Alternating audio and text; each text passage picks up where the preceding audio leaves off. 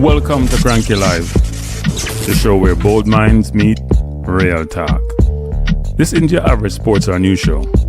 It's where we break down sports, culture, and controversy with facts, fire, and fearless honesty. Here, truth cuts through the noise and hype gets exposed.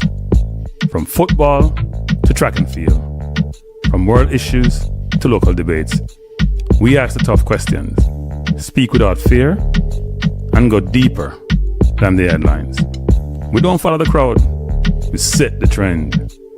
While others recycle the same tired takes, we bring fresh insight, unfiltered analysis, and bold perspectives. No echo chambers, no puppet talk, just real conversations for people who think for themselves. Listen with your brain, not just your ears. Think critically, question boldly, and speak freely. This is Cranky Live, where reason rules the mic and truth always win. Come on, let's get into it. Can you hear me in YouTube land? I don't know what's happened to my camera. It looks weird. I hope it focuses eventually. See, I look weird on the camera, people. Something wrong with the camera focus. I have no idea what it is. Let's hope it plays itself out as the evening progresses. Good evening. If you haven't hit the like button, do so when you come in. Today is a bit of a... I don't know why my camera focuses like this. I was just on it and it showed well.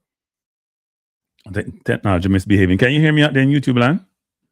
And hopefully my camera would focus. I don't know what happened. It was working earlier, so that's not the issue. It may look weird and maybe I'm an alien or something.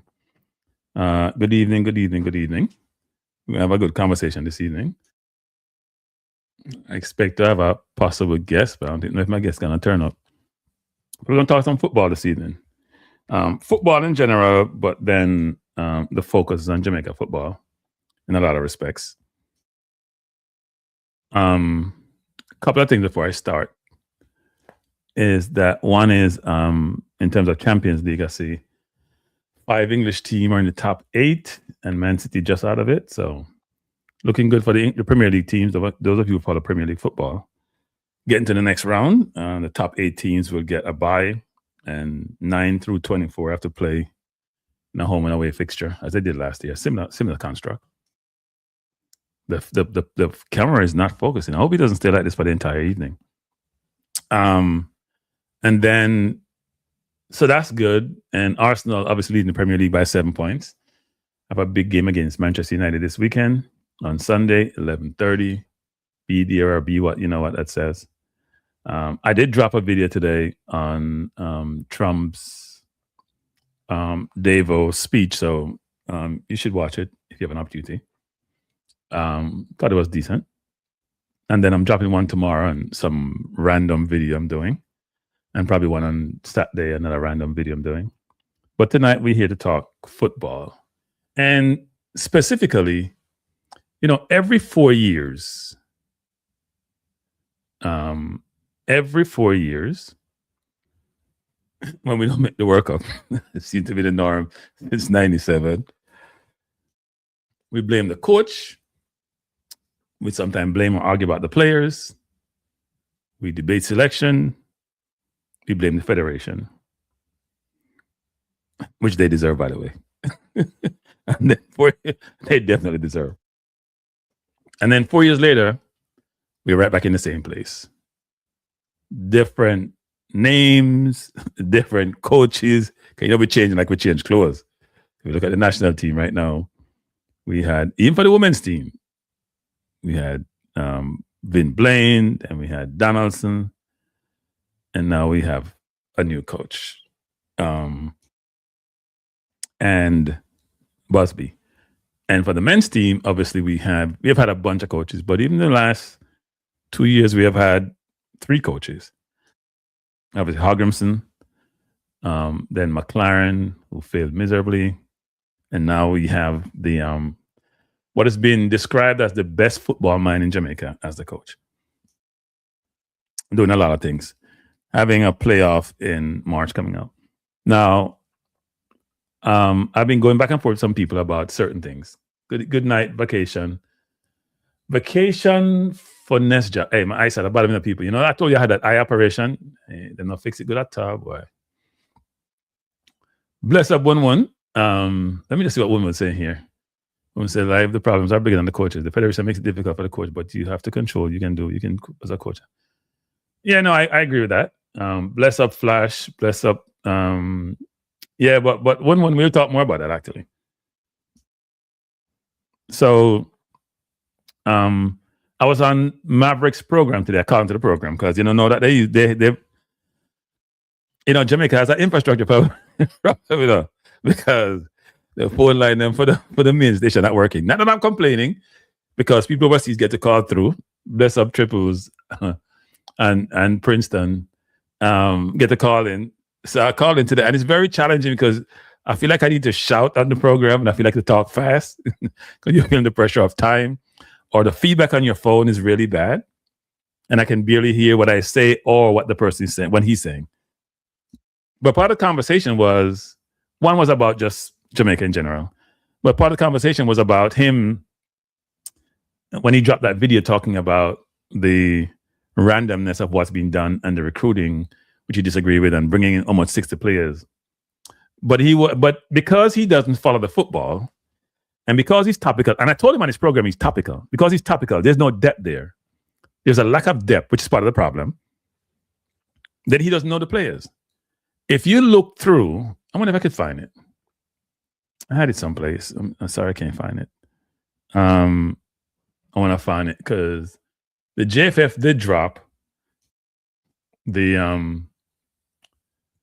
I have it someplace and I need to find it. They did drop the list of the players who was part of that 60-man squad. What do they call it? I think they have a 60-man squad that they've come up with. 52-man squad, actually. I think I see it, so I'm going to look it up. They have a 52-man squad, and he's making it seem to his audience, which is very disingenuous, as if the squad list, so the way he makes it seem as if that list of players is the complete list, right? And that list is a new list, which is not. It's not a new list. Was he receptive? He wasn't unreceptive to some of my perspective. He agreed with me. I was mentioning something about Jamaica, and Jamaica need to have industries. He agreed with that. He was pushing back on my view, which I walked through, what I said. I probably should have played it, but I didn't record it to play it. Even though I think you can get it separately. But I'll just give a overview of what I said, what his response was. But I'm trying to pull up something here, which is going to inform my discussion about this. So let me pull it up. Yeah, I think I have it. I have a lot of files to pull up here tonight, so you have to forgive me. Right? You have to forgive me. So, and we have gone through some of this already, but let me try to see if I can pull this up. And by the way, tonight's discussion is about the technical director role. We're going to get into that, but let me just talk about this first. So this was the press conference they had. And see here we have the Jamaica Nationals men's team coach, interim coach, Michael Donaldson, assistant. Then we have fitness coach. This thing is freezing on me, people. Trying to move it, and it's not moving. All right, do it this way. Okay, and then we have a bunch of people there, more people. So here's what I want to get to, the discussion we had. This was the team that played against Grenada, players in that team. Now I'm going to tell you, I know all the players, the local players, well. So the argument today with Motamasi, I got to give him a name because he's brutal when it comes to people. So I have no problem labeling him because he's brutal. And they call people waste man. So I have no problem calling him names because he beat people. And he goes hard because it's entertaining. So he was saying that he don't agree with the recruiting strategy and 52 players and so many players, you need to have a team and all that stuff. And I was saying that, and part of the conversation was about, well, I'm saying I agree with the strategy to have us cast a wider net as possible, a wider pool as possible, because you never know what can happen to players, right? I was saying some of the players who played in the qualifiers weren't good enough. He's saying he's coaching. I'm like, no, they weren't good enough. If they were good enough, we'd have qualified. Sorry, despite the coach. And so he then says, what players am I talking about? Do I know the players? And I said, I'm Max Aarons, for example. Apparently, he don't know who Max Aarons is. What did the player play for? I said Rangers. I then said the left winger, Efron, but I didn't mention the name because I forgot the name, for Coventry is one on the list. I then mentioned Keenan Davis, who's playing in Syria. I mentioned Cameron Archer. So I was giving him names. And if you look at the entire list, so now look at this list. This is the goalkeeper. I think Corey Adai may be new. I think most of the other players there are involved in some way, shape, or form before. Because there's only about 6 or 7 players who are new to this 52-man squad. Most of the other players have played for Jamaica in some way, shape, or form. Most of them have played for Jamaica. So when you say 52-man squad, it sounds like a lot. But these are alumni. They're alumni. They're actually current players who are part of this pool of players that we go to all the time. So because Maverick doesn't know anything about the football, he's up here. And most of you and myself are down here. We're in the detail. We're scrounging through what players are someplace. He has no idea. And when you have a large audience and you misinform the audience because you're telling the audience Speed going out to get 52 new players when that's not the case. And he said Speed talked to him. So Speed must have mentioned that, but he didn't correct it. Then it's very frustrating to me, who's in the details, to say, you know what you're talking about. You're topical. Which is how Maverick is most of the topics he talk about. If he's talking about Jamaica politics, he's topical. He's talking about Integrity Commission, he's topical. There is no underneath substance. Only thing he argues well about is LeBron James and Michael Jordan. It's entertainment. I understand that. But people need to be educated and informed. And I get frustrated when you're talking topical, the substance is not there as it should. You haven't done your research. You haven't done your homework. You haven't done your due diligence. And yet you want to come and be viewed as the authority on some of these things. So the names I'm giving him are people. Max Aaron has played Premier League. Cameron Archer has played Premier League. Keenan Davis has played Premier League. If Coventry goes up, Efron will play in Premier League. So these are quality players, right? At least at the race of CONCACAF. Because he wants to say those are waste players, they're not good, blah, whatever. So look at the list, people. The defenders, most of these players have played, apart from Max Aarons. I don't know Stephen Young. I don't know that name. But Bell, Lowe, Lambakiza, Pinnock, Latibadir, Holgate, King, Henry. Henry came in last window. Webster played the other day, even though he's playing overseas. Gray, I think Carl Duncan may have played already, or he's in squad before. Frey, Ming. There are no real new players here, except Max. That's the first one. Let's go to the midfield. There's no new midfielder here. I think, did Nikhil Ellis play the other day against Grenada? He's a local player. There are no new players here either, right? So we go on to the defender, about one. We come here. There's no new one here that I can think about. Ravel has played. Tyrese is here. But we've talked about Tyrese ad nauseum. So it's Tyrese and it's only Tyrese. Daniel Johnson has played. Barbarita has played. Dwayne Atkinson, well, I don't true kind of midfielder, but people say he can play across the front line. Hayden, Russell, Palmer, Lambert, Anderson, all have played before for Jamaica. So we showed one midfielder and one defender. Because when they're talking about new players, they're talking about overseas-born players. Because that's what they focus on. People at Maverick focus on. Let's go to the forwards. Kadamarti has been here. Archer is new. Corey Burke is here, is local. Gray, DeJohn, Ephraim Mason Clark is whose name I can't remember. He's at Coventry. So Cameron Archer and Mason Clark and Keenan Davis. So there's 3 forwards. And boy, we have a ton of forwards already. And some quality ones. But that's it. Trevante Stewart has played before. Ramon Burrell. So we have had 3 forwards, 1 midfielder, 1 defender that I can think of. So that's 5. If I'm missing something, tell me. Right? So if you're going to say 52 players and you create this stink and you set this video and you create this excitement and you haven't gone and look at the list, right? You haven't gone and do your research. And I forgot to even bring that up today, which is it's not a ton of players. That's new. But he's making this big stink about all these players, and he makes a whole video on it, recruiting, and you have to build a team. And we're trying to bring in some supplements, basically. And I've said like some players, like Ethan Pinnock, who's not playing any football regular basis, I can't play Ethan. Like Ethan as a player, I've never met him, but I can't play somebody who's not playing any football. And Rudolph has put together selection criteria. So I want to just make that case to say, I don't understand when we have someone who has a platform, whose platform is a big platform, who has a lot of following, and then he has this caller right afterwards going to say something, you know? And that's another thing too. We have these follow-up people in Jamaica. They're like follow fashion, of them say. Going to call after I call saying, yeah, the money I do them thing, you know what I do. You same people who come run your mouth right after I speak, when I spend my time invested doing this, and you have no idea what you're talking about, it's annoying. I have no problem being criticized. I have no problem being challenged. But please come with some substance. I was trying to call Maverick substance is lacking. I'm going to keep showing up time after time because sometimes you don't know what good looks like. I know it's entertaining what he does, but it has to have some substance to it. And it's frustrating.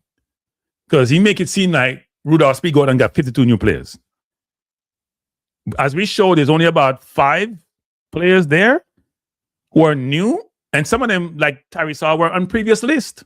I think Max Aaron may be on previous list. So there's nothing really new. I don't think Keenan Davis was. Efron Clark wasn't. Cameron Archer's been on previous list. But there's running a call up. So there's really not much new there. Bless up J. Ross. So, I mean, it's...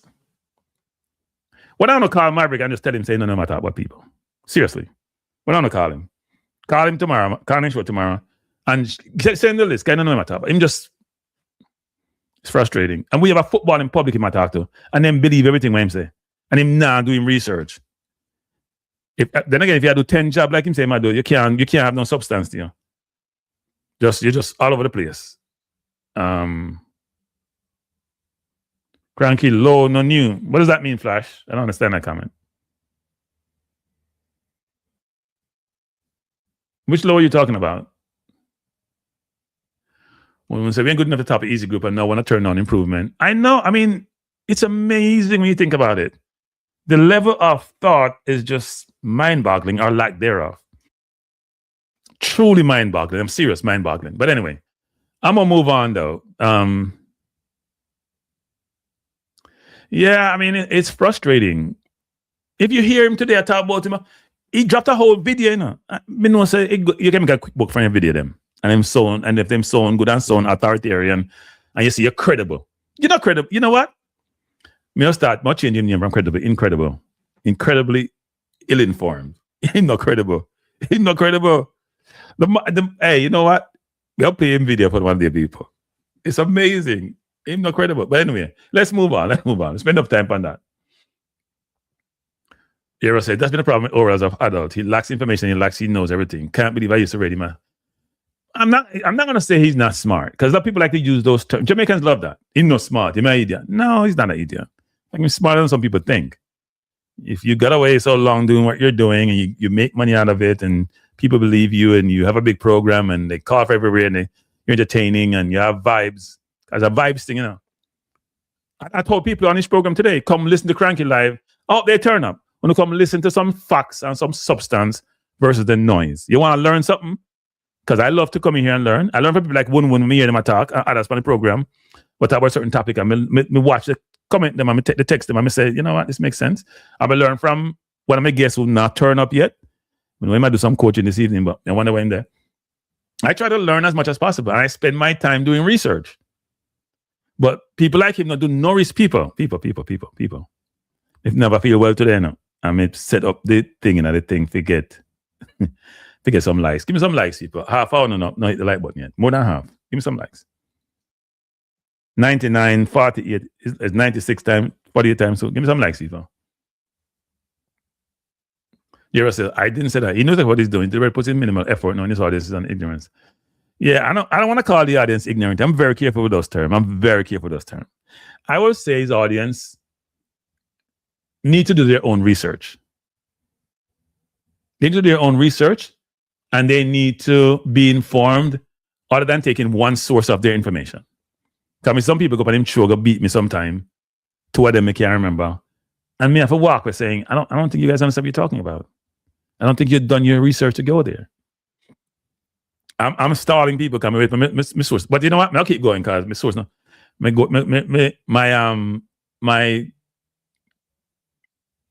guest don't look like he's gonna turn up. So Andre's supposed to come here this evening. I'm gonna see Andre. I think he's coach. I think he has his academy is on today. So anyway, so I want to talk about I'm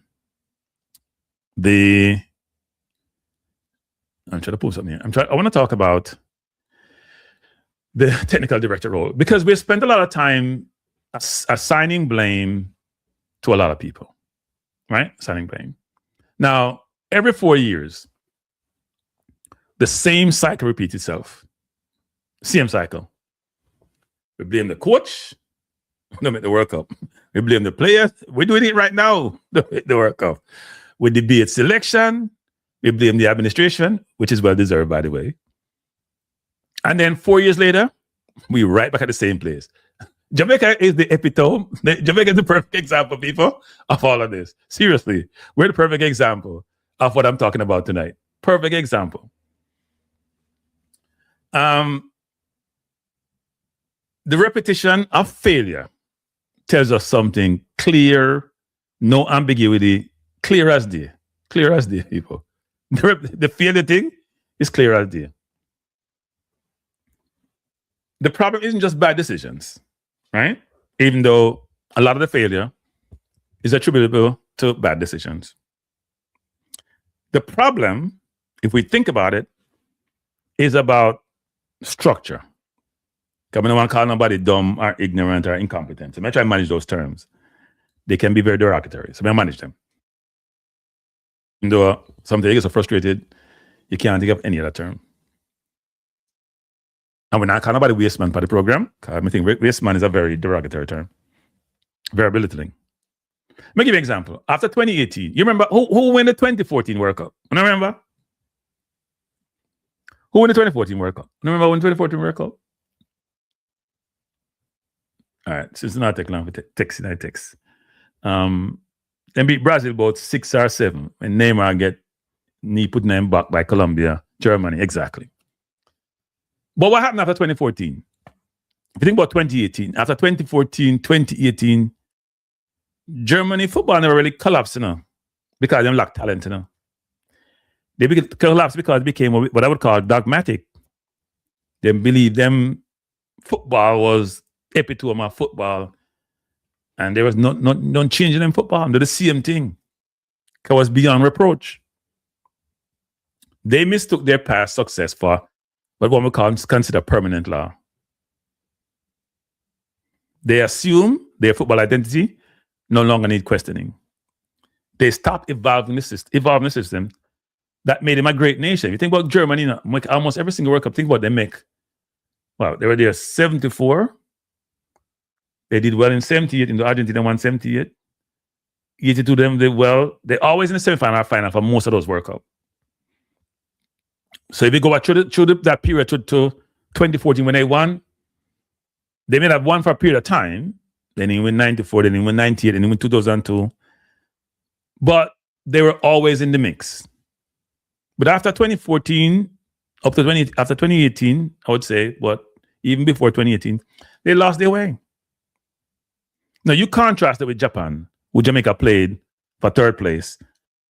In their zone, third place in their zone in the 98 World Cup. Jamaica beat them 3-1. Whitmore scored 2 goals. Japan made a very different technical leadership decision. They didn't assume their identity was fixed.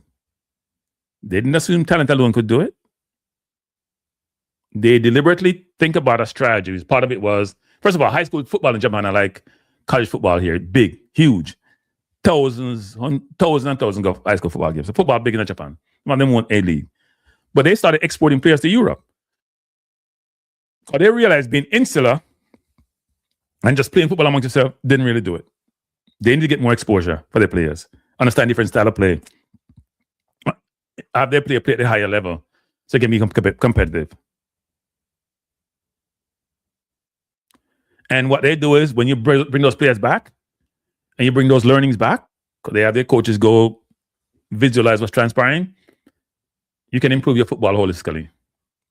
Germany believe identity was inherited. Japan understand identity, evolve. It needs to be built, tested, refined, and refined, and refined. So that difference has nothing to do with coaching, has to do with technical leadership. And according to FIFA, the most misunderstood technical role in football is that of the technical director.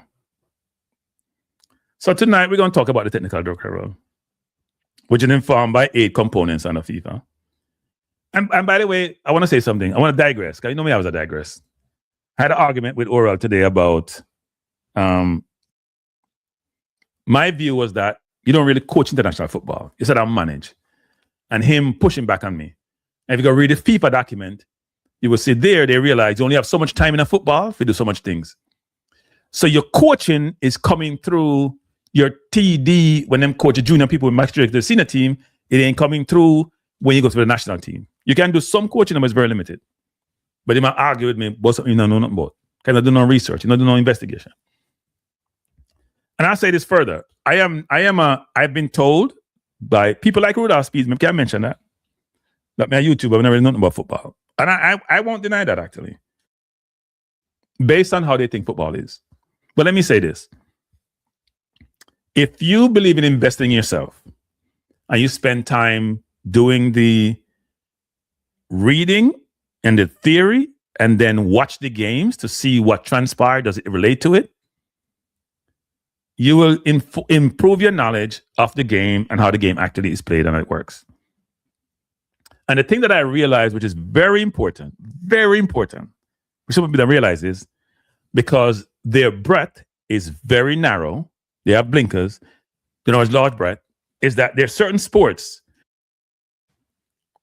soccer, American football, basketball, that have aspects to them which are very similar. And I'll touch upon those as we go through the evening. Very similar. So I'm going to put a caveat here.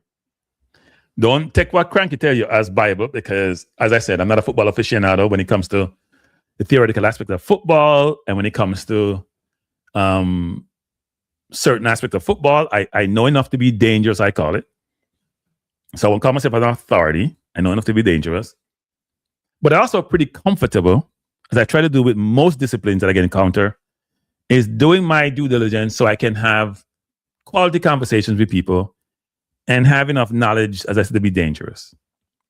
So for Jamaica, more recently, let me stop there for a second, take some comments, because I don't want to ignore anyone, and then come back to what I'm trying to talk about, which is the role, what Jamaica is doing, what the role entails on the FIFA guidelines, and walk through different aspects of it. And I will hope when you walk away from this conversation, you will take away some more technical aspects of football from this conversation, and you provide your perspective. Woman said, this would be interesting. I don't know what the components are. Are we going to go through those? Go through. Triple E said that's why the is not developing players. And woman says, it seems to me that failure doesn't really bother our football leadership. That's the only explanation. It only bothers us, the fans. Look at the repeated failure of the youth teams. Well, that ties a lot into this conversation this evening. We are late if we have to develop a player on the senior team. Yeah, there's no such thing. Triple, there's no such thing. Unless the senior team starts at like 15, 16, and you have them all the time, right? That's the only way. Why we can question with Oral about football when it's clearly said he's the done. But I want Oral's audience. That's why. I want Oral audience. They need to be educated. New Wave Entertainment. New Wave. I was mispronouncing your name now. New Wave Entertainment 12. New Wave, drop me something and say what you entertain in. Are you a promoter? Thank you, New Wave. I appreciate the support, sir. But let me know, because I like to give people them flowers, in a more substantive way than just topical way. So it's always good to call out those who drop the funding. I'm calling them super chat. But it's also good to, if I can promote you in any way, shape, or form, you're doing something which you need promotion, let me know. Nothing in life is free. Please, Cranky, tell me what a Jamaican national coach is in no time. Cranky, please tell me what is a Jamaican national coach in no time. I have no idea. Nigel, you got to rephrase that, Nigel. Rephrase that. I don't fully understand that. Cranky can't go anywhere without system in place. Yeah, we're going to get to that, people. We'll get to that. A11, as usual, 11. Appreciate the support, sir. Appreciate the support. So let me go back to what I was talking about. Now, let's go into, I'll make sure I have this in may have some diagrams here, people. All right. So, so my understanding is, and that's why I needed my expert here, he's not here, is that these are the components that informs the role of a national technical director. Right? Zebev, thanks for the $, sir. Appreciate it. Appreciate the support, everyone who's dropping the super dollars, or super chats, I should say, for the $. Appreciate it. I just got my tax statement from YouTube. I had a loss this year on YouTube. Because I spend money doing a lot of different things just to make the channel work. Hopefully it's when you start a business, you should be expected to have loss over the first 3 years and then you start get profitable. So we'll see what happens. No, Triple E, that won't work. So here's the thing, people. I would love to interview him, by the way.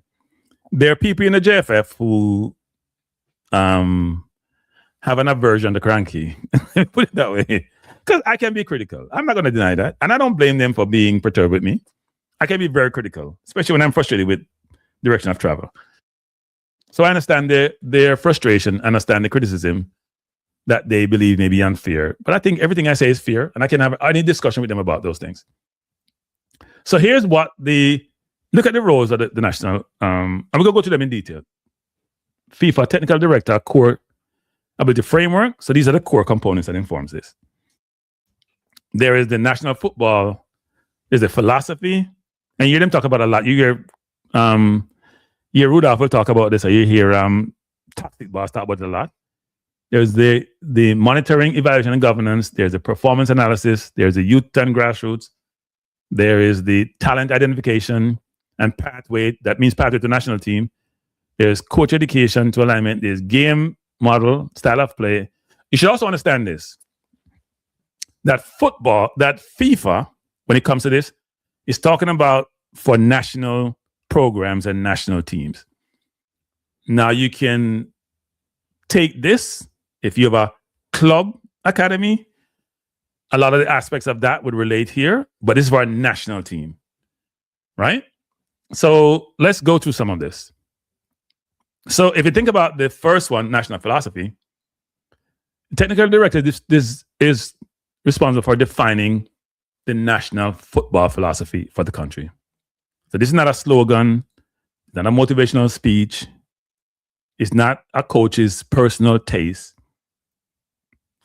If it isn't written, if it isn't taught to the constituent, which are the junior players and senior players, and if it's not enforced, it does not exist. Let me say that again.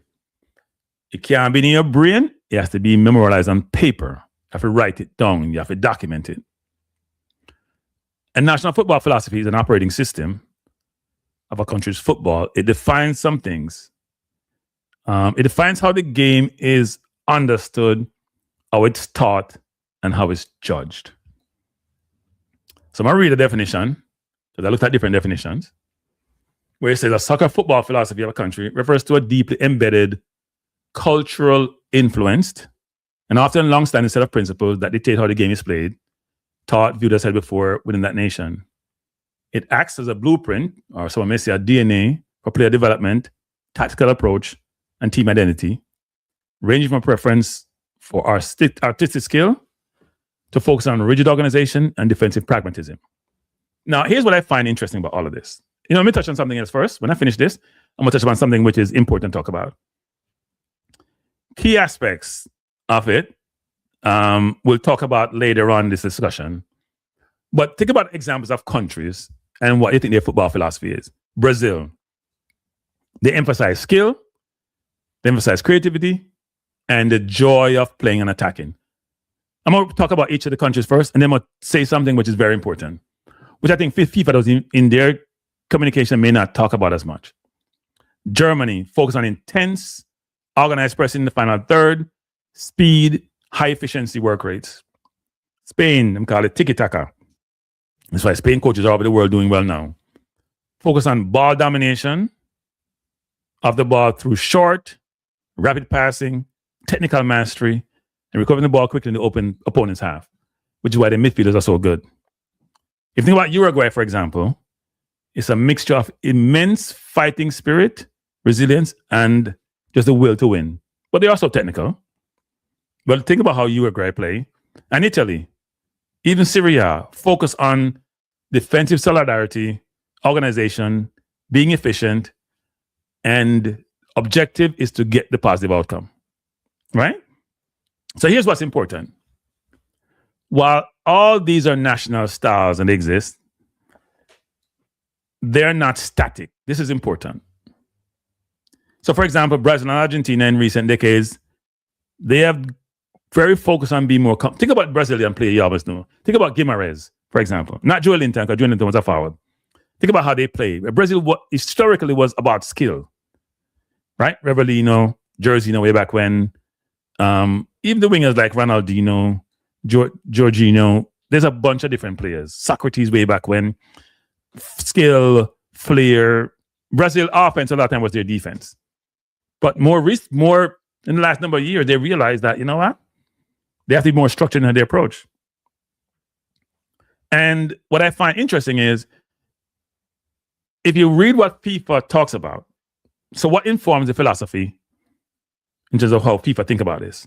The player pool reality. You don't try to invent the philosophy. You need to interpret the reality of your situation. What does that mean? If your country produces pace, athleticism, direct runners, but have very few press resistant playmakers. So think about it. If you are an African country, I'm not going to use Jamaica. I'm going to tell you why I'm not use Jamaica. Right? Say Nigeria, even though the players have also grown up in different environment, because some of FIFA's philosophy gets clouded because how the world has become global and where players learn to play. But traditionally, those who are athletic, you're probably more direct football. You hear speed talk about this a lot. You hear toxic ball talk about it a lot. But they're missing something. And FIFA seem to be more directed in that way when they think about this role. And I tend to not buy into FIFA around this. So people say, who's cranky with talk about that? But when I watch football, it's changed so much. I think we're stereotyping the football in certain contexts. So if FIFA is saying, or the football construct in terms of how you think about it, saying, if you're fast and you're quick, you have quick muscles, and you're athletic, direct runners, almost as if you can't be press resistant. So therefore, you should play more direct football, which is what Cavaliers does and what Rudolph Speed talks about, what Toxic Ball talks about. But here's the problem. To me, that suggests you don't have the intellect to develop the footballer, or the footballers to develop to play press resistant football, which is what Spain does brilliantly. And in today's football, if you can't be press resistant, you can't just go along because the probability or possibility of you retaining the ball becomes a problem. And in today's football, you rest on offense a lot of times if you can possess the ball well, and you spend your time on defense. And most teams who are brilliant at possessing the ball are also, they do a lot of pressing. They want to win it back as quick as possible. Now, the technical director's job is this. They got to figure out what is my makeup of my player pool and how does that marry or satisfy what I'm trying to achieve in terms of my playing style, right? So the player pool is important. The competitive environment is important. Let me just say this, because I said some Maverick program today and you don't get it. International football is not club football. You get max, say 5 to 7 days together as a team. Maybe a little bit longer because sometimes we have 2-week window, but the travel time involved, you ain't get more than 8-9 days. This demands simple, repeatable principles, not complex choreography. Just remember what I'm saying, people. What that means in plain English, you don't have much time with the national team. So unless You develop a style of play and a way of playing football and your football identity. And it's repeatable. So you learn it. You know what you're supposed to do when you go on the field. No matter where you are playing and how you are playing as a national team, you know. Players know what they've been drilling to them from there 6, 7, 8, 9, 10, 11, 12, 13 years old because you're playing philosophy. Then you don't need 5 months, 4 months, 3 months because you don't have that time anyway. This is not a junior team. This is a senior team. Now, FIFA, in terms of, there should be a long-term identity goal under that whole philosophy. And FIFA expect the philosophy for you to think about what the field is going to look like in about 10 years, not 10 matches. So if you want calm players under pressure, you have to allow the youth to make mistakes. That's why people challenge high school football.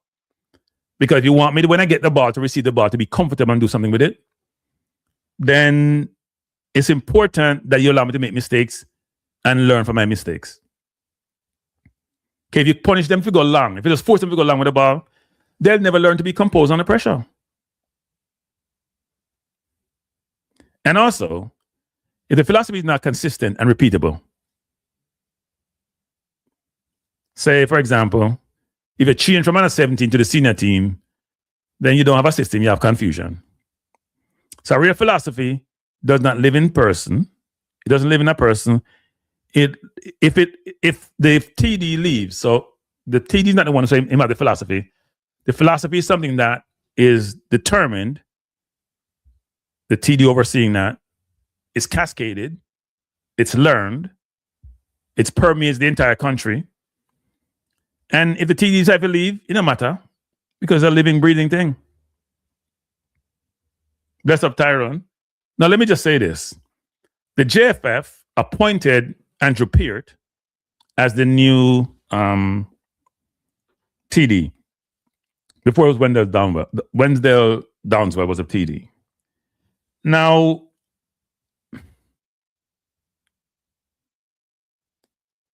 if I'm saying to you what the TD's roles are, which is on the board, you can see the whole youth development of the football for the whole country, right? Eventualize itself into the national team. I told you that Jamaica really hasn't had a national director, a technical director, I should say, a national technical director. Haven't really had one. There's been no focus made on this. There's been no structure put in place. And what we'll get is, well, we don't have the resources. Just a bunch of, you know what.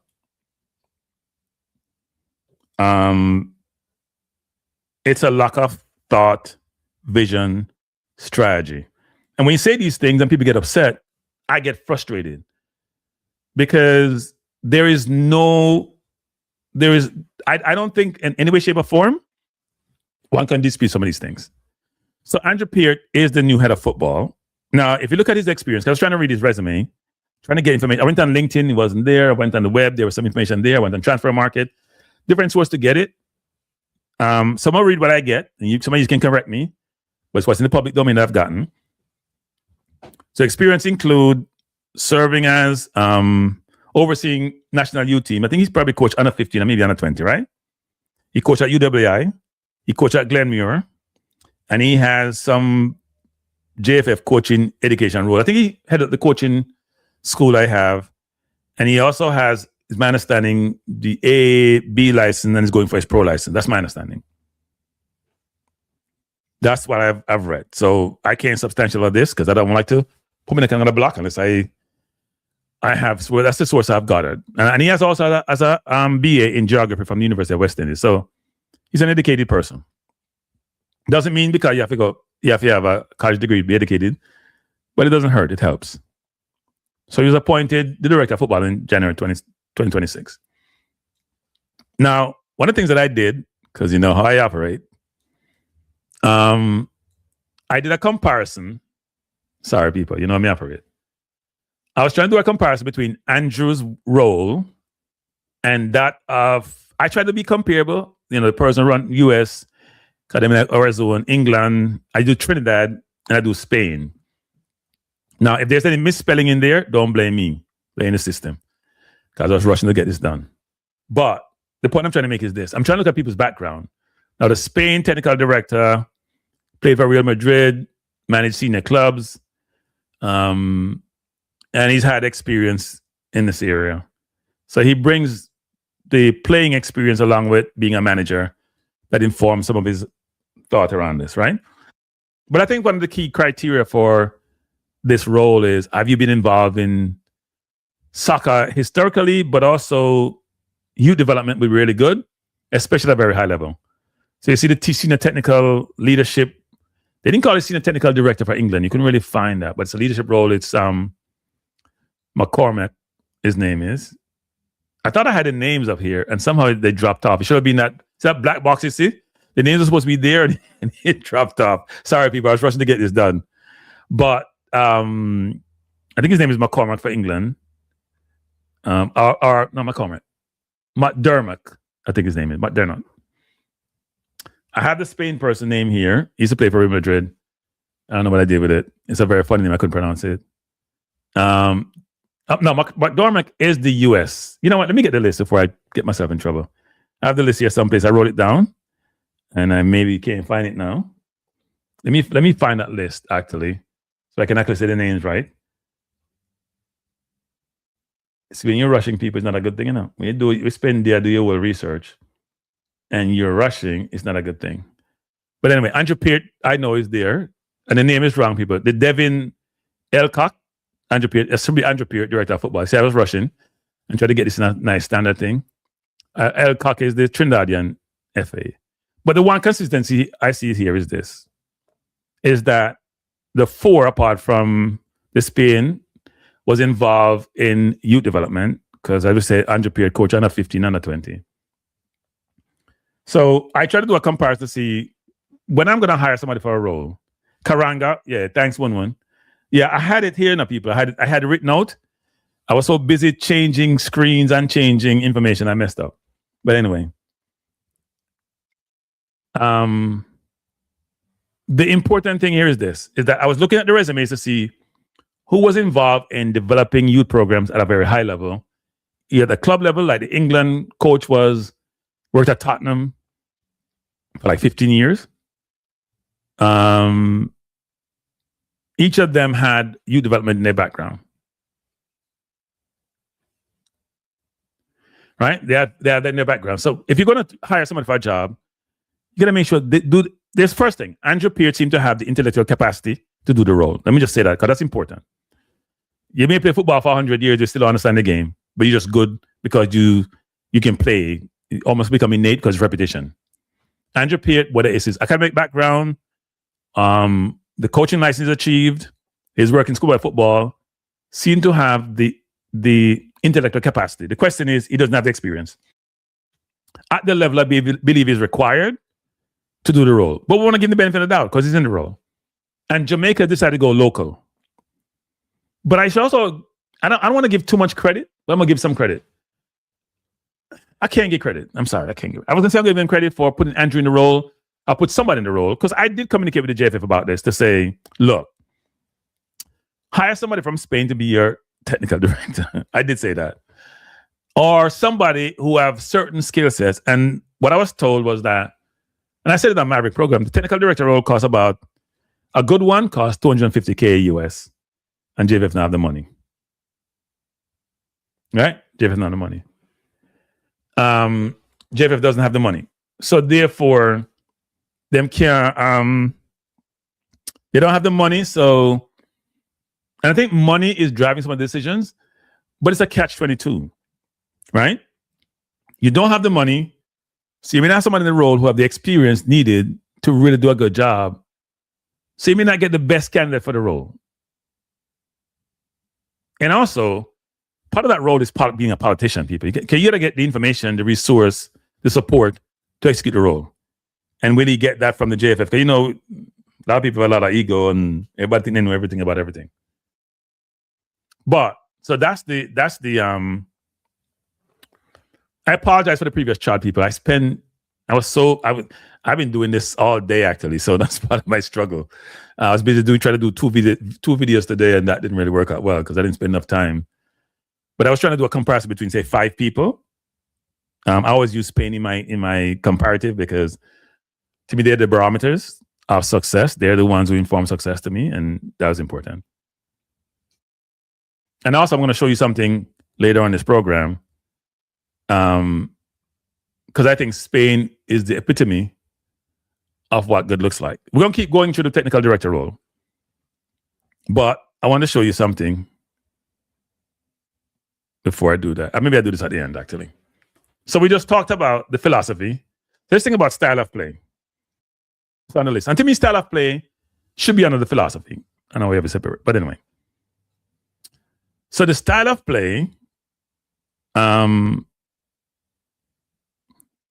is focused on how do we play and what rules never really change. So they talk about different things, and we go some example. When you're defending, you defend space. So, for example, central space is high value space because, and we'll touch upon that. A player receiving, if you think about central space, for example, right? This is very important. The person is very difficult, almost impossible to score from out wide. That's why you see when people playing low block football nowadays, they want to make sure they control the center of the field. And in fact, when you watch today's football, what's very important is the left or right back tucks in a lot of times, so the winger always have space to get the ball. Because you can't score from so wide, so it's a very conservative way of playing. I wouldn't call it conservative, very smart way of playing. You got to control the central space. Because think about it, if you get about 20 yards from goal, you're center forward. Where are you located? Are you out on the wing? You can't score from there. But if you're in the middle of the park, you have a chance to score. So that's important. So part of your philosophy may be you're going to protect the central space. If you had a TD, you'll teach that. Right?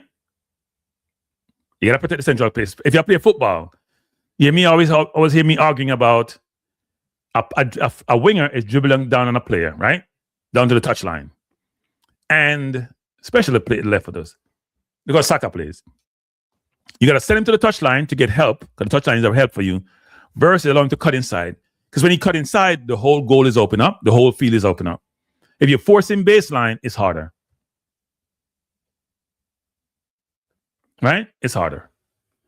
So that's sort of when I read through what FIFA is providing guidance on, I smile to say, it's a lot of it, some of it you have known about in football, but it's now putting in a more structural environment.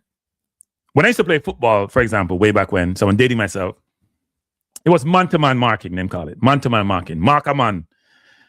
But when you do man-to-man marking, you're at the mercy of the player and their movement. So if you mark man-to-man, everybody go wide, then you have the whole middle open. So today's football is more about covering off space. There are gaps to be covered. Watch a football game and how people play and watch how they cover off space. And everybody's looking at each other. Their head is on a swivel. We're going to go through some of that as to how they cover off space. In the old days they played football, some of the theories were very similar, but they have put more structure around it and more thought around it. So the football has evolved. And you hear me say earlier in the program that the American football and basketball have some similarity to soccer in some respects. Those of you who follow football or basketball, in college basketball, they play zone, which means they're not playing man-to-man. You're marking a space. You're covering a space. You're on the wing. You're the power forward. You cover the right side. You're the small forward. You cover the left side. And the guard is up there, at the top of the key. And then you got to devise a way to beat the zone because no one-on-one, right? And it's kill the football. The game is slower. The king of basketball, the game is slow. Beat the zone. You got to have put somebody at the free-throw line to catch the ball and make decisions, right? Same thing in football where you're playing zone football, which is similar to soccer. In soccer, you're playing zone football in soccer. You're playing zone, I don't call it zone soccer, but you're playing a zone in football nowadays versus man-to-man. You may have man-to-man eventually when the center forward is deep, but a lot of times you're playing zone and you're shadowing a player. In American football, they do the same thing too. The cornerback may play man-to-man, but the linebackers may play zone because you're covering a space, covering a gap, and you can recover if the ball is thrown to somebody. So that's why I say some of the concepts are the same. They're not revolutionary. Football actually has come to this late because basketball has been doing it for a while. In the NBA, they got rid of. You can do zone, but it's not the way to play. It kills excitement. It kills one-on-one individuality. Sorry, that's not that word. And so they play a lot of man-to-man in the NBA, but in college they play a lot of zone, right? Or like George used to do play, they call a box on one. So you play half, one man play man-to-man, dangerous play, and the other 4 play zone. So in football today, if you watch any game, you'll see this. It's important. Now in football today also, so we've talked about, one is if you talk about style of play and tactical principles, there is the defending space, there is pressing, height, and triggers. And pressing is not random. So FIFA line pressing includes defined triggers, back pass, bad touch, sideline trap. It's really interesting to see. Here's what you guys should do, some of the things I'm talking about. Go watch a football game and see how these principles are applied. Watch Arsenal, for example, the best team in football right now. Obviously, I'm an Arsenal fan. Look when they start their press. It's when the ball is passed back to the goalkeeper.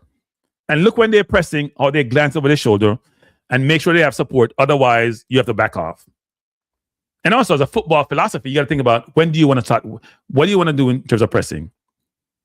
And I don't want to talk about things in absolutes, because I think facts and circumstances sometimes determine how you make certain decisions. You may have a style of play, but you may have to adapt to a situation.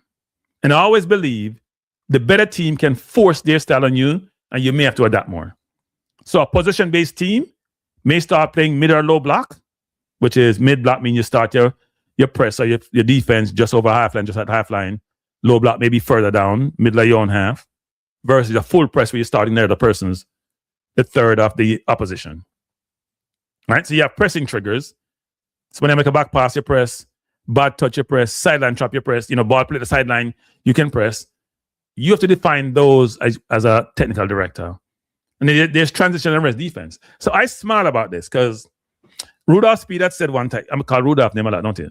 He basically said that when he started going to coaching school, he sort of learned, he didn't know how to coach. He didn't realize he didn't know how to coach until he went to coaching school. And I can understand why. Because these concepts, these things that you probably do, you do it what they call willingly. There was no structure to it. It wasn't well thought out. You probably put them in play in games, but it wasn't holistic. You may have been doing zone, but you didn't know how to do the zone the right way. You may have been doing pressing, but you didn't teach your people how to press the right way to make sure gaps are covered. And that's very important. So that's why when you hear Rudolph always talking about coaching and coaching school and what he's learned, he's telling you that he become much more informed in an academic environment to learn coaching versus just learning it through just playing and what he's been taught, which I think is very important. And the more I do some of these readings, the more these things manifest themselves in what they entail. So, for example, we have talked about a couple of things, right? We've talked about pressing high end triggers, what generates a press, defending space. Then there's a transition and rest, what they call rest defense, right? So when you lose possession, do you counter press in 3 to 5 seconds, or do you drop in zone? So let me see if we can find something here. I know I have a rest here someplace. So here's what we call like a player in rest, what they call rest defense. And rest doesn't mean you're resting people. Rest is basically a German term meaning what's left over. And in the football context, what does that mean is that when you're attacking, what players are then will need to defend or inform the defense when you lose the ball. So your structure informs that, and how you attack informs that. So you see in this setup right here, these 5 players are the ones who are what they call the rest defense, because all the other ones are the ones attacking, left, center, they're doing the attacking. And the 5 here, the center back, the left midfielder, the defensive midfielder, and CB, they're the ones doing what they call the rest defense. So when I lose the ball, they have to recover quicker and give my forwards time to recover also. That's the rest defense. Let me see if I can find some other rest defense here. I like to use Arsenal. So here's Arsenal rest defense. You can look up front and see all the attackers. The rest defense are these players: Gabriel, Saliba, White, part of this income. Now, these are things you teach people. It's not something just willingly that happened. And in football, we knew some of this. We used to play football, and someone would say, if the right back goes, then the defensive midfielder should not go. They cover for the right back. It's basic knowledge, but it's much more structured. It's much more thought. It's much more something which is embedded in you. So it becomes automatic. So if you don't teach it that way, then Ben White may just run and go and then realize he's not part of the rest defense. Then you only have 4 people here versus 5. Right?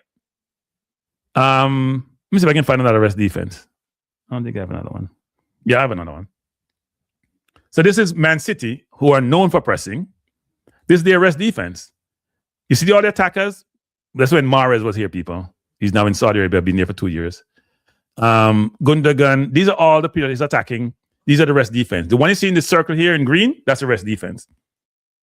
So if you lose the ball and you notice that, these players are going to be marked individually. You see the people in the red beside Stone or beside Ake, they're not be marked individually, but there's coverage there. So Rodri and Stones are the front of the rest defense, right? The defense up top here, if the ball is lost on attack, that's the rest defense. That's what they call it. So it's the leftover players who are not part of the attack. It's the rest defense. So I try to find some of these things here to inform that conversation. But you hear them talk about a transition a lot. I would call it counter. They say it's transition.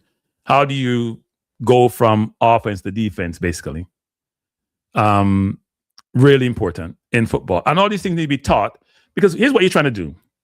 You're trying to make these things so repetitious, they become embedded in the people that have been taught, the kids who are going to matriculate to your national team, and it's part of your playing identity. Now, they talk about game model here. And it's defined as what your build-up patterns are, your defensive blocks, spacing between lines, and roll. Oh, I'm being saved. Andre, you abandoned me. Wait, hold up. I'll put you in a bad space. Hold up. Let me try to get you the right space and put my chart back up on the board. So, Andre, I'm here trying to teach something I have no idea about. Well, hey, that's cranky, right? Clueless, okay? That's cranky. So you're saying I'm like Maverick, I know nothing about nothing. Well, what can I tell you? You one have to just admire your courage. Well, my courage may be foolhardy. You know why? Because I've always said to you, football is not that complex. And you beat me with that, right? You beat me. And here's my view on that, actually. I was just telling the audience that there are elements of football or soccer which you can find in basketball, you can find in American football, right? Mm-hmm. So this whole concept of covering space, that's zone they call in the US in football and basketball. You're covering a space, you're not covering a man individually, but you make sure you're responsible for the man in your space you're responsible for. Right. Right. So yeah, it's just part of that whole construct. So we were on talking about the game model, because I have on the board here what is deemed to be the technical director framework. And also what's important is that I don't believe a country can be very successful unless they have a good technical director who is helped to develop, who's overseeing and responsible for the development of the football. What are your thoughts? Well, you say a country cannot be successful if they don't have a good technical director. Okay, they know a good football philosophy and football identity. Let me rephrase that, because the person may be bad, but they're good at what they do. Well, one of the things that that I think. Where are you? You disappeared. We can't see you. I don't know why. Why is that? I don't know. No, you're not there. I'm just seeing a background. I'm seeing your football field. I'm seeing. I don't know why that is. No, I'm seeing your football field. Seriously. Hold on a minute. Yeah, Andre disappeared, people. Hold on. I'm gonna put back up the. Am I back? You're back, but I'm hiding you, so I have to get you back up here. Yeah. Oh, this is a mess. I'm making a mess. Let me try to bring you back up. So go. I'm trying. Okay, go ahead. I'm going to try to find the piece. Okay, this is it. Yeah, go ahead.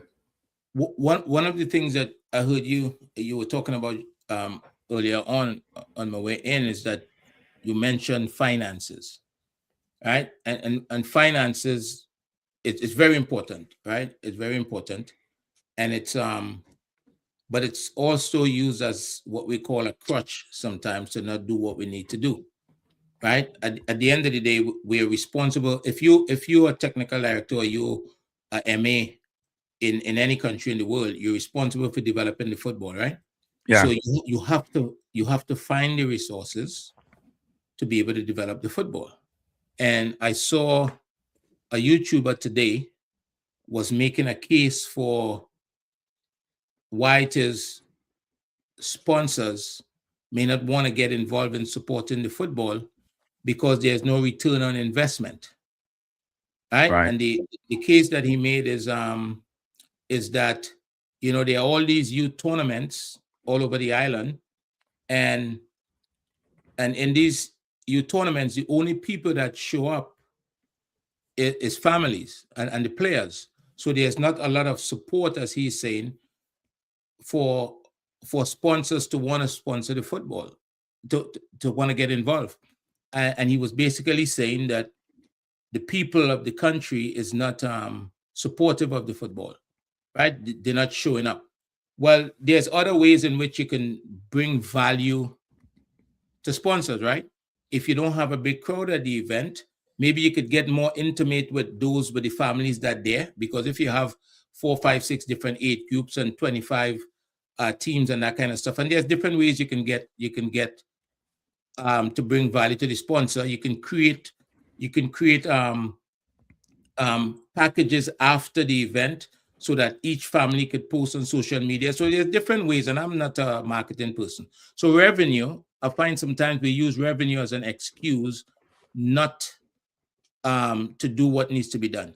What does that lead to? So you say a good technical director just now. Yeah, a good technical director is important. But I'll say what is even more important is a good technical department, because a technical director alone cannot do the job because the scope of the job is very big, right? Right. You were just referencing what It's huge. It's huge.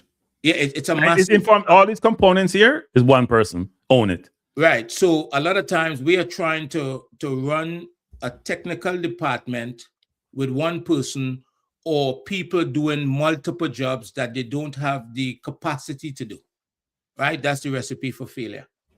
Right. Right. So when we talk about developing football, we just can't do it haphazardly. Right. We have to really get the people involved that needs to be involved, that can help fund the football so that we can get the job done properly. Because I'll give you an example. What are we really doing when you take the US, for example, have a budget of about $3 million to try to get a youth national team to a World Cup, right? We know. And Jamaica have $3, but keep going. Right? We know that to prepare not good. It's a lot of money, actually. Yeah, to prepare a team to try to qualify for a World Cup. And mind you, with that budget, it's not guaranteed, right? Sometimes they don't get there. Yeah.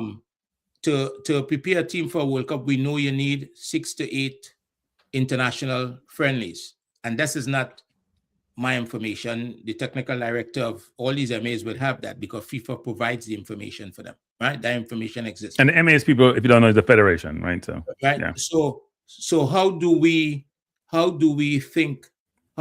approach developing football without putting these things in place? I tell you, if you look at the FIFA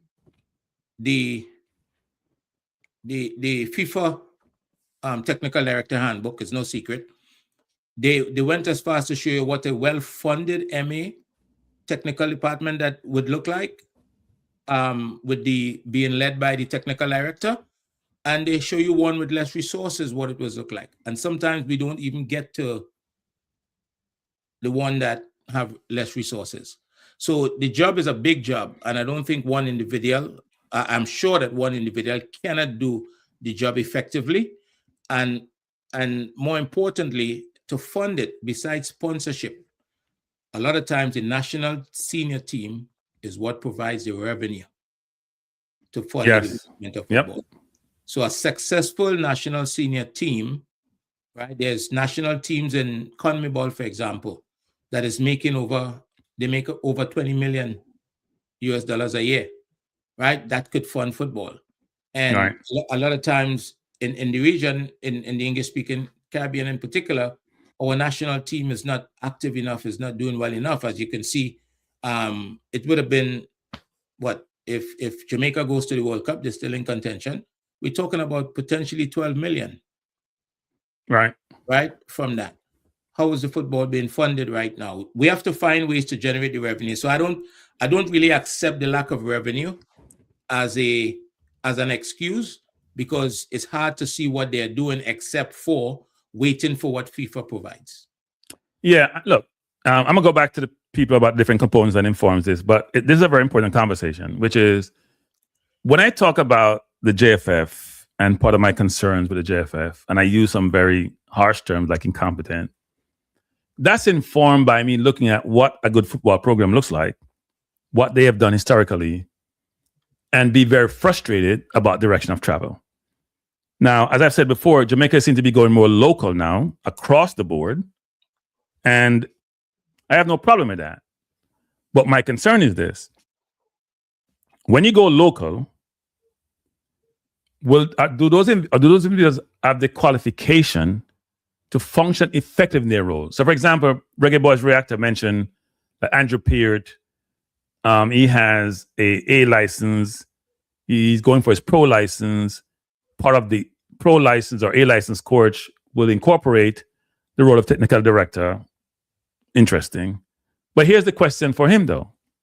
It's like going to college, right? I have some practical experience. I go to college, I get the theory. I don't have the physical experience of running a program.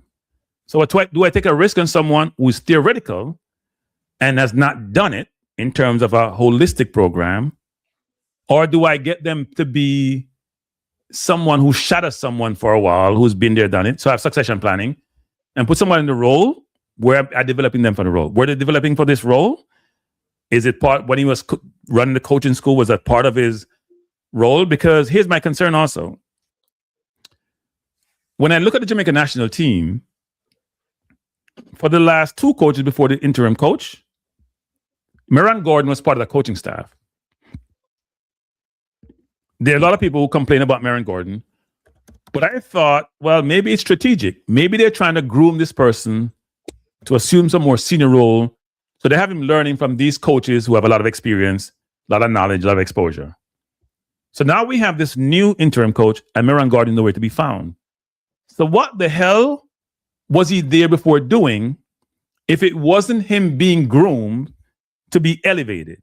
Or is it that he's being groomed and realized he can't perform the role? Was that fear to him? Was that the right decision? Why was he good enough for Hallgrimson and for McLaren, but not for Rudolph Speed? So sometimes things don't work out the way you plan them, but it does beg the question sometimes when decisions are made, are we thinking enough long-term? Are they strategic decision? Or was he just there as a spy? I don't know. I don't want to cast aspersion on him, but it does beg the question about how decisions are made, because it goes back now to the technical director. Does he have the skill set, given where Jamaica is, because we're far down the food chain about where we are, to develop a program to me from scratch, because there's nothing there? Does he know all the tools that he need, all the resources that he need? You may have the theoretical blueprint, but can I execute? So I think one of the things is to try to understand when you don't have the resources or don't show the ambition to get the resources, what happens, the people that provide the resources, they get to tell you what to do. Okay? Yeah. And you have to do what they do, because what they hold back their resources. So I think a lot of what is required in the technical in that department, or from the technical director, a lot of that information is provided by the governing body. I think it's just about implementation. So I don't think they need to go out and create No, it's there already. It's there already, right? Yeah, Almost like there, have a blueprint right? that you can follow. It's Yeah, there. yeah, It is blueprint. provided for them, Yeah. and it has to be implemented. And look, it is so important that they work to become self-reliant, because if they step out of line with the money that they've been provided, that money get held back, right? So if I'm getting $100 to buy groceries for the week, right, and I really need $300, and I decided to just sit and wait until that $100 come, I would never have enough food to eat. I have to find a way to get $200, and I think that's where the federal and this is so clear. Let me tell you how easy it is, right? If you allow me for a minute. In very small MAs, creating a fully professional technical structure with at least one person in charge of each function might be a challenge due to lack of financial resources. Therefore, some of the functions will be merged and carried out by the same person, right? If resources are extremely limited, the TD should try to develop a network of competent volunteers that's coordinated by employed staff. Another option might be to partner with the ministries of sport and or education to bolster human resources, particularly at regional level and with regard to grassroots education, coach education, and talent scouts. In this case, contracts should be signed with the MA to avoid a situation in which the government decides to withdraw people whenever it wishes. So, right? Andre, when you talk about something, Andre, which is, I have talked about, you hear me talk about this, that people have to get comfortable with the uncomfortable, which means you put yourself in a situation, and the whole objective is for you to improve and enhance your capabilities, but you be in an environment where you're very uncomfortable. It may be a foreign environment, maybe a new environment, maybe something that is you don't have expertise, but you know you need to go through this to be better. So can you touch upon some of the things that you do, or you did, I should say, when you were thinking about creating a football academy, a football program? Were you thinking about, even when you had the academy, teams that you reach out to play, organization you got involved in, some of the learnings you get from going to, say, Spain or England? Can you touch upon that a little bit? Because that's important. And it ties into my old concept, which is, if Andrew Pierce is going to be the TD, is Andrew going to just be in Jamaica reading some FIFA manual and trying to execute? Or is he going to go out there in a practical environment and get some experience? Not necessarily, experience doesn't mean go be a TD someplace else, because the TD here already, but understand how it's done in other places. Look, I think in anything in life, and certainly in football, you get to learn. You have to go into other environments, right? I've seen both with my own eyes, and I've seen images. I've spoken to people in football environment, and I know me personally, I've been lucky. I've been lucky to get to see inside of some of the very biggest clubs in the world in terms of how they train. Did you get lucky or made your own luck? Well, I created I created it, but I am. Luck is like haphazard. Luck is not, luck is not something. Luck is supposed to be by chance, and it would never happen. It's by some mystical divine or deity divine versus, you know what? I put myself in a situation to create that situation that occurred. Well, to be honest with you, it started with me being prepared, right? I was meeting with someone who played football at the very high level. And I knew I was looking for opportunities to get exposed to football, to expose my son to football. And your son both sons play professional football. Right. And he was younger. He was 10 years, 11 years or something like that. And I knew that if I had the opportunity to engage this person could probably expose me to that environment. So I was prepared. I was meeting the person for the first time. I don't know if we would have hit it off. And as it worked out that the very first time I met him, we had a chance to spend time together. Right? Does the person have a name? Beg your pardon? Does the person have a name? Or is that confidential? You mentioned this person, this mystical person. He played for Barcelona. Does he have a name? He does have a name. But I don't speak English. I don't like to put those guys out there. What's his name? Don't be like a JFF. Don't be like a JFF. Was Steve Archibald, okay? Okay.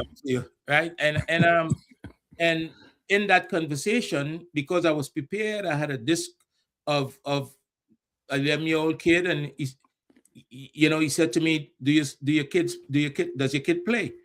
And I said yes, because he was just finished telling me about his kid, and he said, is he good? Is he good? And I said, you tell me. And I give him the disc, right? That was the moment that I wanted, and that developed a relationship, and we ended up being able to see inside, and that now made me hungry. It made me want it. I wanted to go into other environments. I wanted to go back, and I went back, and I went back again, and I spoke to people, because I realized the door has been open to me seeing the game and being able to learn the game at a much higher level. And you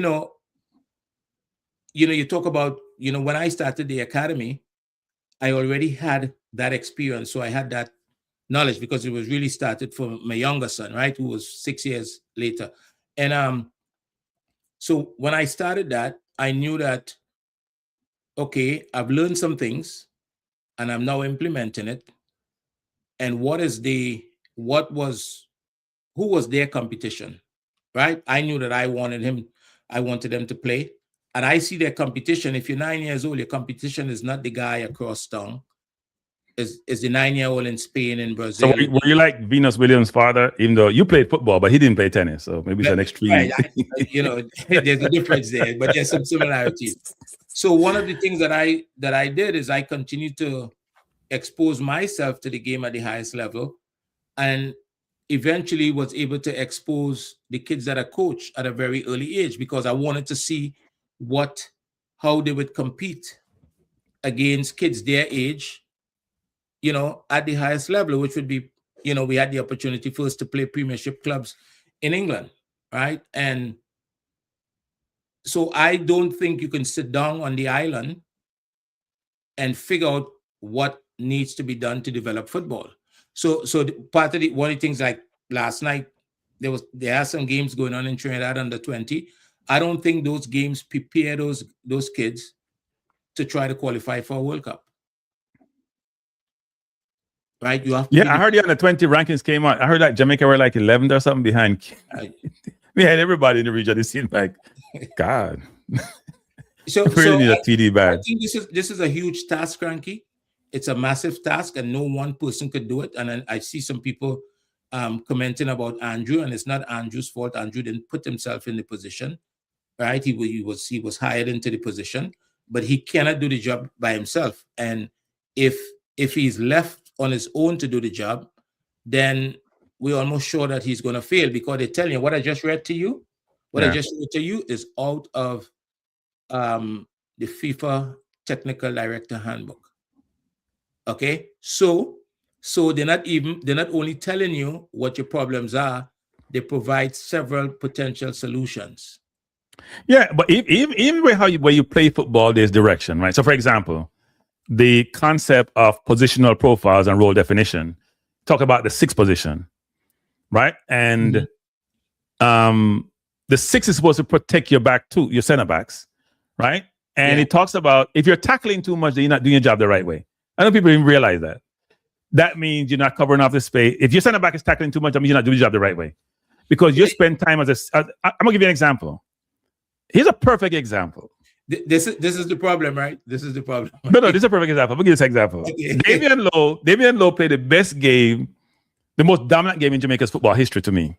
He was playing the CDM. He wasn't playing the CDM the right way. He was following the ball. A CDM don't follow the ball. A CDM is a conductor and a director. Right. And understand the game and covering off angles. But he dominated, and Canada didn't adapt. Because when you go follow the ball like him, you're leaving the space right in front of the center backs, most dangerous place to be, right? So he was following the ball a lot in that game. Very effective, by the way. People don't get it wrong. I thought it was the most dominant Jamaica performance ever I've seen from a player, midfielder, defender, or forward. But he wasn't playing the CDM the right way. Well, there are anomalies, right, in everything that you do, right? Yeah. The game of circumstances probably called for it, but I'm just saying that's not the traditional way you play a CDM. And it was effective. It may not be effective tomorrow, especially against a team that is better prepared to deal with that, and a game with a different value. That game had a particular value, and all of those things affect performance and outcome and that kind of stuff. So, Andre, before you go further, I see Owen says challenging my statement. Go tell me another game. And by the way, he did it in one half, people. Where a person, where you're getting your ass kicked, dominated the game defensively, not offensively, defensively, and changed the entire game. Tell me, and I will take that back. Go ahead, Andre. Sorry, I apologize. You tell me. So, I see just now you was talking about. But J. Ross, I did say it wasn't the right way to play CDM. What are you talking about? Go ahead. I just said that.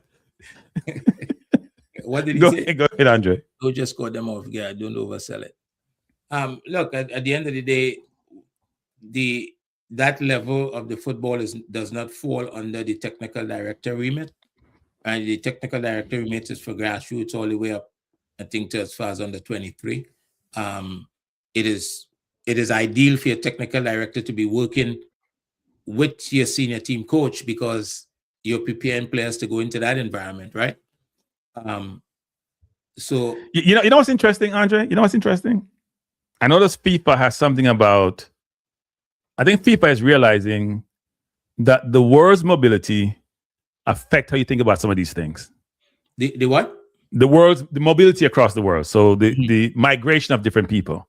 Mm-hmm. Because I'll give you an example. So if you learn to play tiki-taka football in Jamaica, for example, but you go to another country and they play different, but that person's, because your diaspora is so large, you're going to inform your national team because you're trying to develop a style of play which easily matriculates to the senior team. And it's embedded in you because, as we said before, and FIFA recognize this, you don't have much time in the international window for the coach to inform the style of play for individuals in the national team. So I think they're also realizing that you may learn different style of play, which is important actually in football. So how does Spain do it, and how does Germany do it, and how does no Spain's style of play is because most of the players come from Spain. They learn the football in Spain. So just briefly, they all learn the football in Spain. I don't know anybody in Spain who don't learn the football in Spain. So right now, the countries, the islands, in the English-speaking Caribbean, there's a big push to find players in the diaspora to represent the national team. Yeah. And I think so far, would you say that has been successful for Jamaica, for example? I am not. I take the fifth on that question. There are implications to answering that question. It's also you can't. There are implications to answering that question. I don't want to support a narrative which is out there in the public domain about how the diasporas failed Jamaica. So if I answer that question, then I'm out. But those guys are good players. Those guys are good players. No, we're not saying they're not good players, but it hasn't worked to date.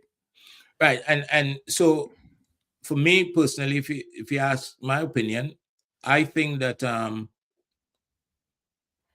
the country needs to develop players to play the way that they want the country to play, right? Yes, that's without doubt. Yes. And the core of your national team, if you have the right environment, could come from the players that was developed in your country. It should come from the players that in the country. It should come from that.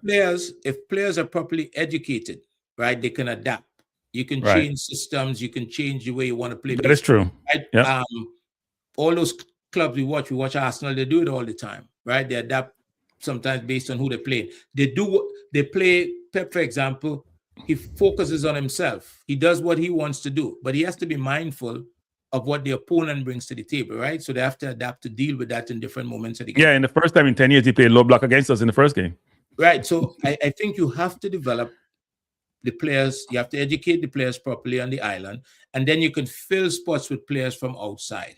I think when you bring in players wholesale, I think it's very difficult. That 4 days become a problem then. That 4 days is not a problem for Spain. Now, I was trying to explain that to Maverick today, that there's not much coaching you can do in 4 days. You can provide some guidance and some things you want to implement, but to do it and embed it, it's hard to do. The coaches will have a way they want to play, right? Yeah. And they're going to pick the players that could do what they want, right? So in each position, there's a profile, meaning that there's, from a right back, I need a player that can do this, right? And they go find a player within La Liga or somewhere else in the world that can play right back, and then they'll find a backup, and they may find a third player for that position. You know what I'm saying? So Yeah, it's part of the whole positional profile under the TD's role. Yeah. Right, and if you had the opportunity to listen to a pregame from one of those countries or one of those clubs, you would hear that what the guys are being asked to do is not necessarily complex, right? In a game model, everybody gets information about what they need to do in and out of position. I think you were trying to allude to that just now, and you were referring to something that you call rest defense or something like that. And Yep. and the thing it's not rest in terms of resting because you're too tired. No, all it is. Not just be facetious. Guys, football is about language. They use different language in different spaces, right? They try to make the game seem sophisticated. People say they have all these language. I'm learning the language, but that's okay. Go ahead. But that's not a term I would use, right? I would talk about that is our shape in attack. That right? Right. That's yes. That's a better term to use, actually. Beg your pardon? It's a better term to use. What, rest or shape in attack? No, shape in attack, because all it's saying is that if I lose the ball, what the hell do I do? Let me be a little silly. That's why I use it. This resting come from Germany. It's a German term for leftover, meaning those who are not involved in the attack holistically. Right. Go ahead. Go ahead. Well, you're involved in the attack. You're picking up a position in case we lose the ball, so we could win it back. We could win it back quickly, right? And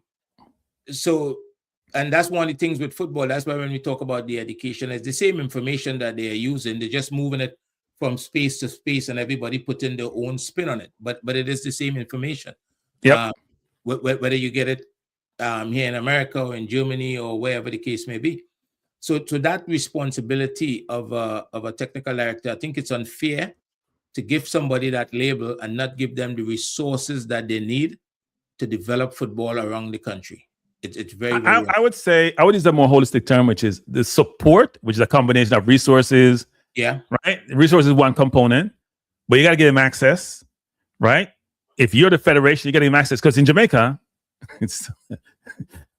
I feel sorry for Andrew Beard. I'm not, don't lie. Because, I mean, you don't work in isolation. You have schoolboy football you have to deal with. You have parish presidents you have to deal with. There's a lot you have to deal with. So how do I work in a confine where schoolboy football dominates at our level? Because in the US, for example, a lot of kids who are really good don't play high school football. Right. They don't play no high school football, people. This is not. In Jamaica, high school football is everything. The elite players certainly don't. But here's the thing. Yeah, elite players. But here's the thing that's important, actually, which part of my learning, because I've been doing some research on this, is that the coaches in the country, and that's why I see Spain so successful, they all are implementing the same methodology that's cascaded from the top, which then should cascade itself toward the footballing world in Jamaica, no matter where you're playing, right? So in essence, the coaching methodology employing in terms of style of play and system of play and how you want to play football, that should come down from the JFF to the technical director to all the different youth programs that are out there, or youth playing football, and should be effectuated throughout the entire country. It should, but to be able to implement that and put that in place, you have to get buy-in from different constituents.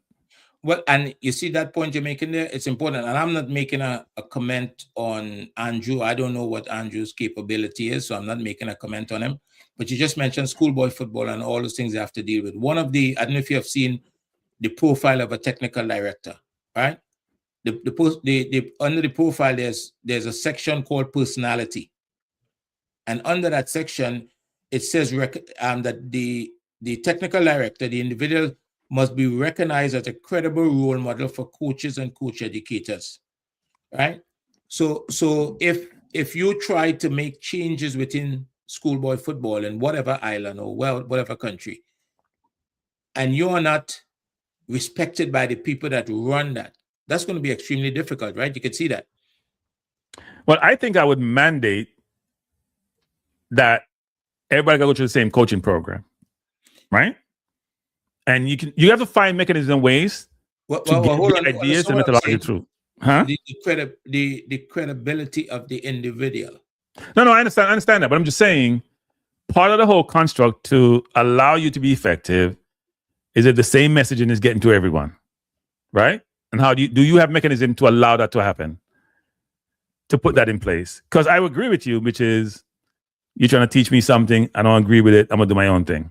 Right, and that's what's been happening in the Caribbean, right? I mean, for sure, that's what's been happening in Trinidad. There's no cohesion. There's no everybody have their own plan. I know better than you. You know better than me, and even in the context of you know, I heard an assistant coach doing an interview the other day, and he's asked about the coach, and the answer was quite interesting, right? The answer, you could easily glean from the answer that he's not agreeing with the coach tactics and ideas, but he's the assistant coach. You understand? You don't hear no assistant coach in elite football speak like that. Right. But first you don't hear from the assistant coaches often. And when you do, right, they fully support the head coach. At least they do publicly. So there's a lot of things that this job is a big job. It's a big job because you have to be able to engage the stakeholders. You just have to be, as a requirement of the job, right? So you hear me on the outset talk about the person's resume and the person's experience, because it's, as you said, for a country, and you're the ones overseeing the football program and the system you're going to put in place and all the different components, which everyone would agree informs that role. It's a lot to do. You need, as you said before, which is very important, you need the right people in the right seat as your delegates, as your subordinates, who's helping you to execute this. But you also need support from the top of the house, including resources, to get the job done.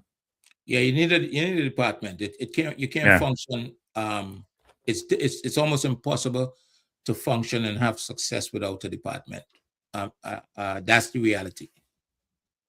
Yeah, I mean, some countries have different ways of doing this. I would say one unique way I've seen is that, and it's not way of doing it, but one unique way I've seen is that, and I've mentioned this before, is like Ecuador, for example, right? Most of Ecuador's players in the national team now come through Independiente, right? And Independiente is sourced and funded by, I was told by one of my staff who was from Ecuador, by like the richest person in Ecuador. He started this academy. It's the one that produced like the players like Encape and Caicedo. If you look at Ecuador's team and how they do in South America, they came second in the, I think they came second after Argentina, if I'm not mistaken.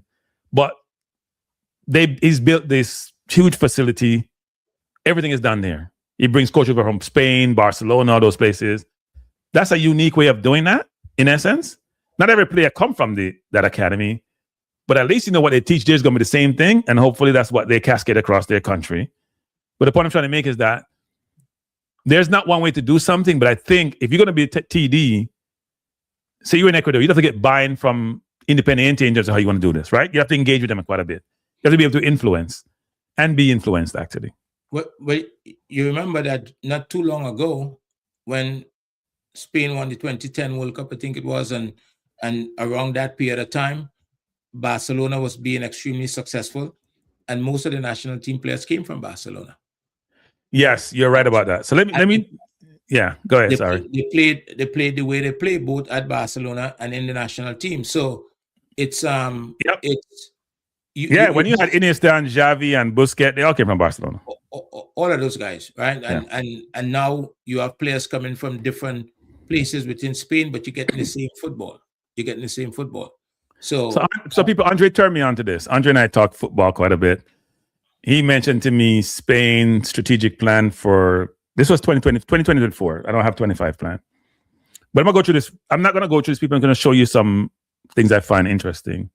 If you go to it, they talk about what they call it, RFEF. I didn't know they still had the monarchy, was the Royal Football. I know we use Royal in football. That's what the acronym stand for. It's the Royal Spanish Football Federation, REFF. RRFF, whatever they call it. But yeah, they talk about the methodology. Before you go into that, Cranky, because I don't want to mess you, open the door to something just now and you close it really quick. Which one? There's a lot to know. I only have so much time. I've been here 2 hours already. Before this year, you was talking about the club in Argentina and in Ecuador, Independiente. In Ecuador, and the facility they built and how they came across the resources to build the facility. And they sell players for a lot of money, by the way, people. So in reality, in a lot of places, the U.S. is building a facility in Atlanta at the moment, right? For a lot of money.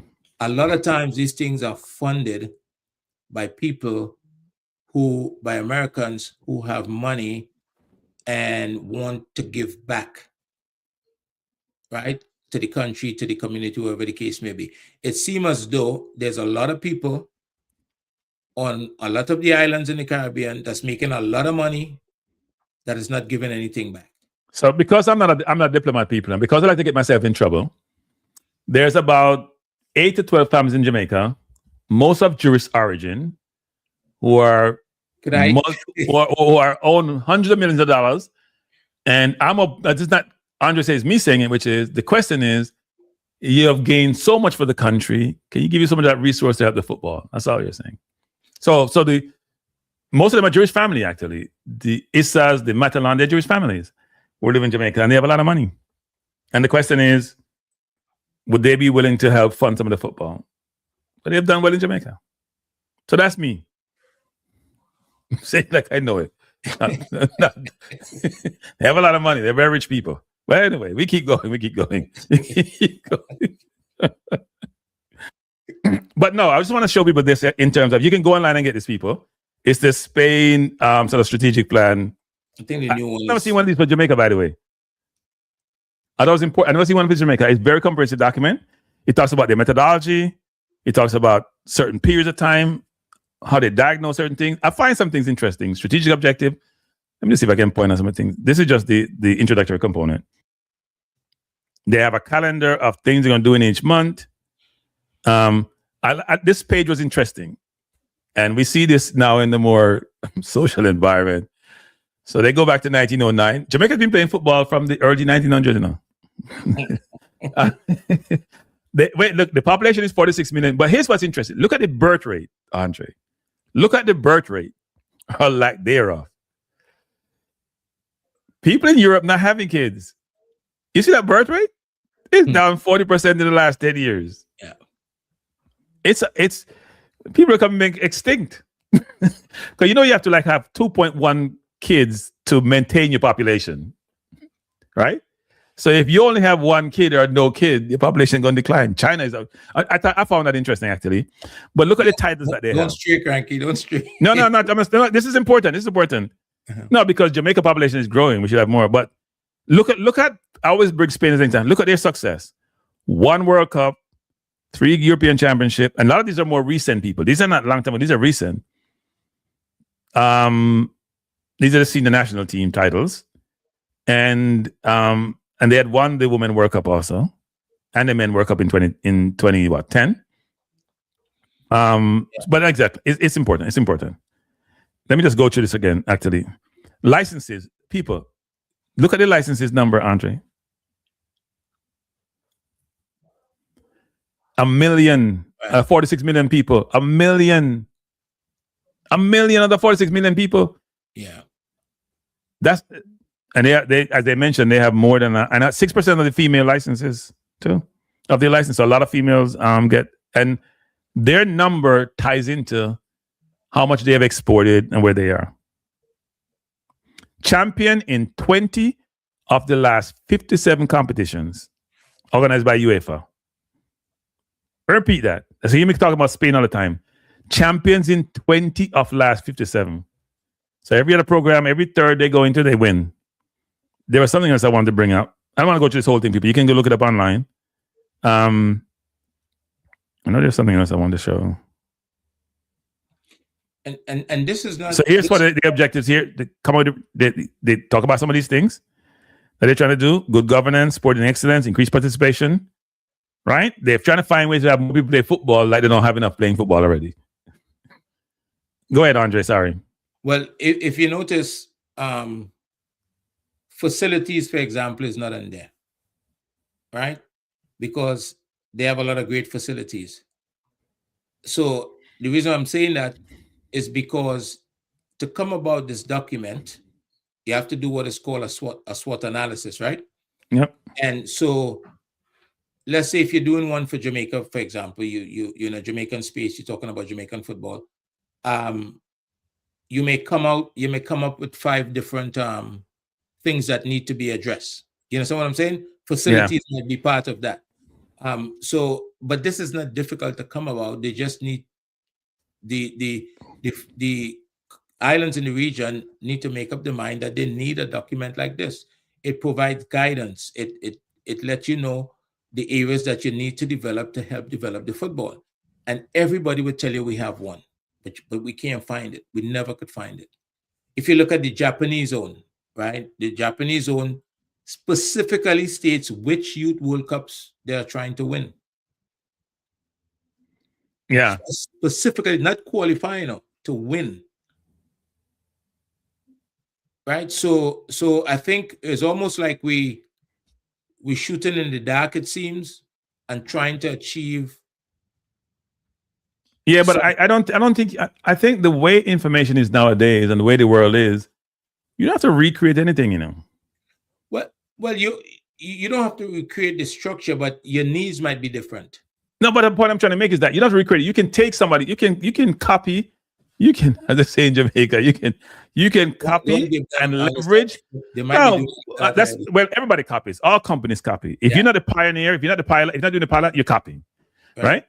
You're not going from scratch. Nope. So I used to work for a company, and a big company, they don't want to be the first to do anything because they want to learn from your mistakes. So you have all these strategic plans and programs out there, an environment. You can figure out what fit your profile, what fit your organization, your country, what is unique to you and what you can leverage to help you and inform you about how you go about implementing a good TD program. Because right now we don't have one. So if you look at Reggae Boy's reactor last comment here, right? He's absolutely correct about that, right?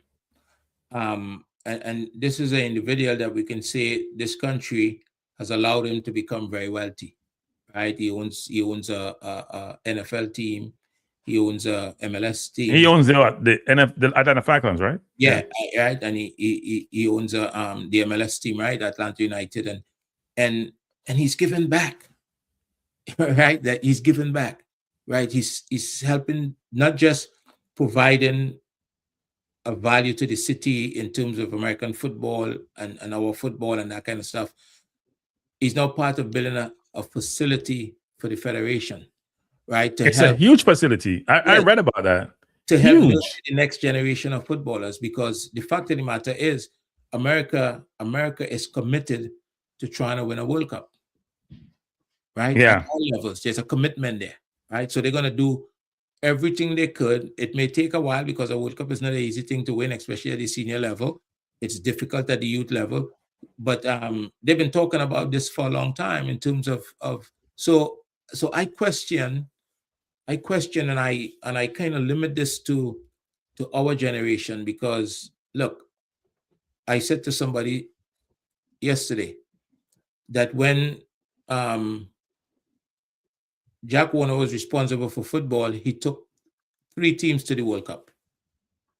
A special advisor in for Trinidad football. 3 teams went to the World Cup. After him, the next generation that took over football, so far, nobody has gone to a World Cup.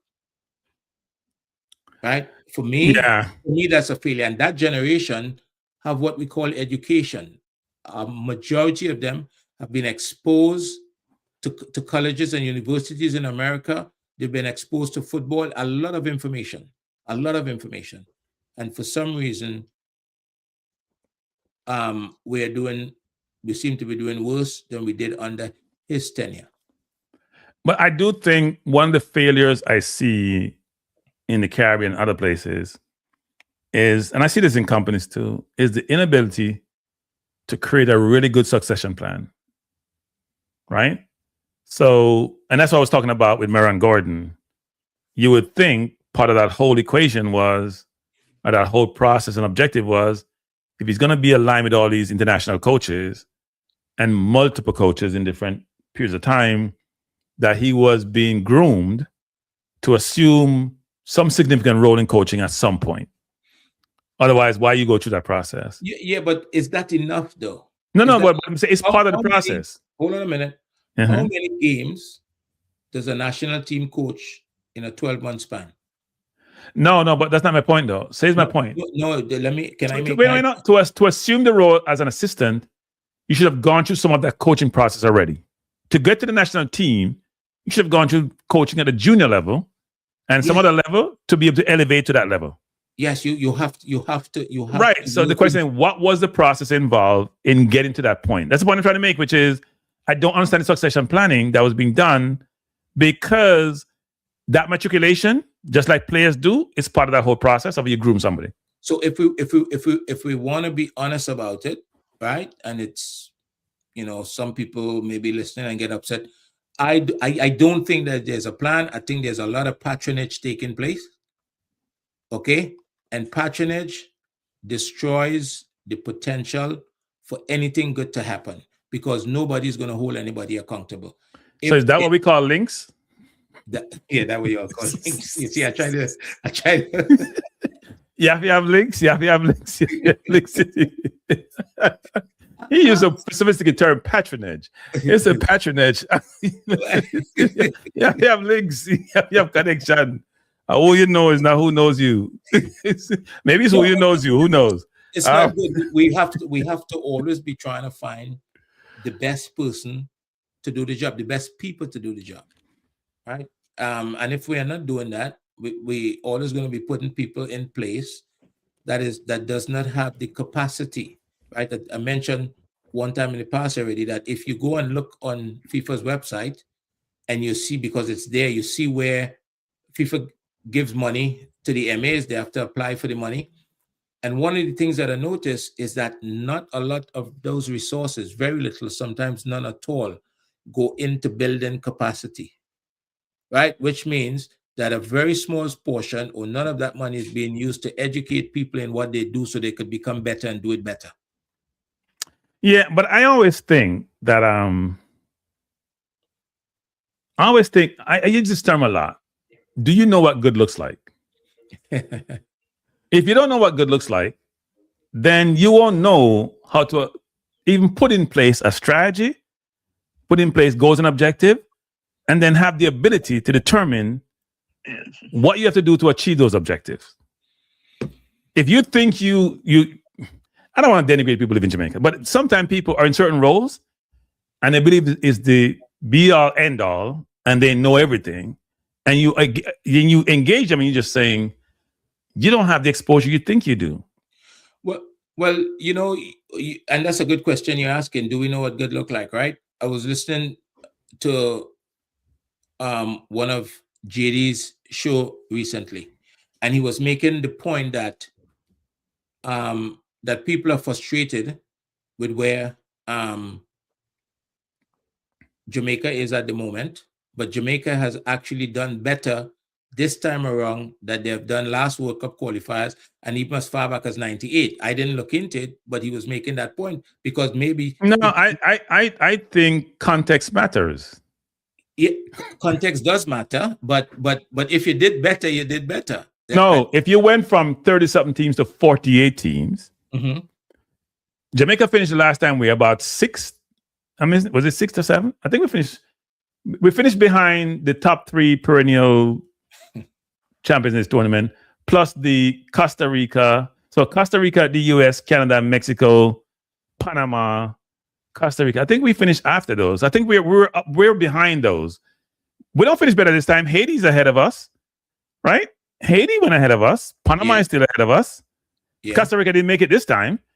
But we have 3 automatic qualifications. Before we didn't have 6 automatic qualifications. We didn't have like 6 automatic qualification, right? Right. Right now we have Curacao ahead of us. We have Haiti ahead of us. So no, we have fallen. No, I don't think we did better. But when you mention context, rightfully so, you mention in context, but there's the other side of that too, right? Everything that you said there is correct. But do we have the right people with the right mentality in place to create the environment to make qualifying for a World Cup happen? That's a huge. And my answer is going to be hell no. Right. So when you give it that context, I mean, what do we expect? Yeah, I don't think the people. So when I watch what transpires, when I see what's happening, when I see direction of travel, I walk away saying, we need new blood. We need better. I want to use the word better blood. We need more people who have certain skill sets to help with the football. And what we have currently is a closed door. So in the JFF, it's the same people being recycled. They may trickle people in here and there, but they're not material in terms of the organization. They don't have material roles. All right, so be careful now. You say you want new blood. You have a new technical director. He's a young person, right? That's I said, okay, so be very careful. Let me make this point to you. But it's happening, it seemed to be happening all throughout the Caribbean, right? They are putting younger and younger people in charge, and they don't have a choice, right? It seems as though they're being directed to do that, to put younger and younger people in charge of the football. And what happens a lot of times when you have younger and younger people, you have academics, right? You have people who haven't spent enough time. You know how life is, right? You're a different person at 20 that you are at 40. 20 years later, you'd have learned a lot more about life than some people. Well, if you don't want to involve that, that's on you. so some people just don't seem to have learned anything between those periods of time. But yeah, no, I would agree. The point I'm trying to make is that it's not just new blood. I've talked about inception of this program about the quality of the new blood. You just put someone in the seat because they're young or they're new. The resume has to speak to the role. You don't hire people. Which job do you go to and someone look at your resume and say, do you meet the minimum qualification for the role? Because it's minimum qualification. So you should even get the interview. And sometimes people in the Caribbean, I hate to say, they don't meet the minimum qualification. It's a links thing. We need to get good people involved with the right mentality. We have to take control of the football. We cannot give up the 5 million or 6 million or whatever it is every cycle that FIFA provides the money for. Everybody gets that money, so there's no need to give that up. But to take control of the football, we have to be able to become self-sufficient. We have to raise revenue, right? And we have to want to do the right thing. So here's this question, which Reggae Boy has been posting throughout this whole session. What's that? We need a lot of things, but can you identify who are more qualified and want to get involved and are prevented? So, okay, so let me give you an example. Wait a minute. There are two things here. One is around, you just limit the roles to people in Jamaica. That's the first thing. That's it. And the people who are involved at a certain level, you do it. So the Constitution of the JFF says you have to live on the island for 10 years. So if you're a diaspora person, I'm not talking about just going out and get some money. If you're a diaspora person with interest, you can't get the role because you live overseas. You don't to be part of the JFF organization, you have to meet that timeline requirement. Secondly, my view was you go out and source candidate. I don't just go pick somebody. You know, Andrew Pierce, you look good, your coach good. Let me go put in. You go ask resumes to go see it, and you see if you can afford the person you're trying to hire for the role. You go look for experience. You know what the job criteria is. You know what the salary you can afford, and you go and source the talent. You don't just go pick somebody because you know what? You used to be in the coaching school. Let me just pick you because we're going local. Can that person do the job really well? Do they have anything to demonstrate they can be effective in the role? And look, when you put a young coach in there, that effectively takes him off the field, because as a technical director, I don't think you're supposed to be coaching national teams, right? So that takes that person off the field. That person essentially becomes an administrator, right? The funniest part of this whole appointment was the funniest part I saw. So the new GenSec was talking about the role, and that they want to make sure that Andrew Pierce assumed the role, but he didn't have any conflicts. Want to make sure the conflicts. I'm laughing. You're living inside those people's head. But here's the bad thing about it. The JFF shouldn't be thinking about conflicts. They are walking conflicts. They just walk and they are conflicted. Well, you're not happy they're thinking about it? They're thinking no, about it. Because they're not, but because it's form of a substance. I mean, we won't go over this whole conflict thing again, but let's just say conflict permeates the organization. So when he comes in the public domain, I heard him being interviewed and he said that. I walked away saying, Why you just look next door? Look over your shoulder, Jensek. Just look over your shoulder. Because you must be confused. So you've I've got to tell you, you have created this problem, right? Because when you say things like I am, meaning you, right? Quote unquote, you says I am hypocritical. And then you go on to say that everybody is hypocritical, right? So what happens? You hear people start saying, yes, I have a conflict and everybody have conflict. So you see what I'm saying? So I'm like your president. I'm very transparent. I'm very transparent. What do I mean by hypocrite? Meaning I may espouse, wait a minute, I may espouse, but it's important. Yeah. Suppose a family member got in some trouble. I'd probably say, Andre get in trouble? No, not Andre. Say somebody I don't know. Yeah. He should go to jail. When my family get in trouble, I'll be running around trying to get him a lawyer and get him bail, want to go to jail. We're all conflicted. But I don't know if that is hypocrisy though, because it is hypocrisy. It's coming from a different. Because I have no empathy for somebody else who did something wrong. That same thing that my family member did. But here's what's important though: is the degree though. How material is it? Right. So if I'm conflicted, which I think a lot of us are in a lot of things, have I done anything to mitigate the conflict or eliminate the conflict? That's the point. If you're a governance organization, you're going to the JFF. That's part of your purview.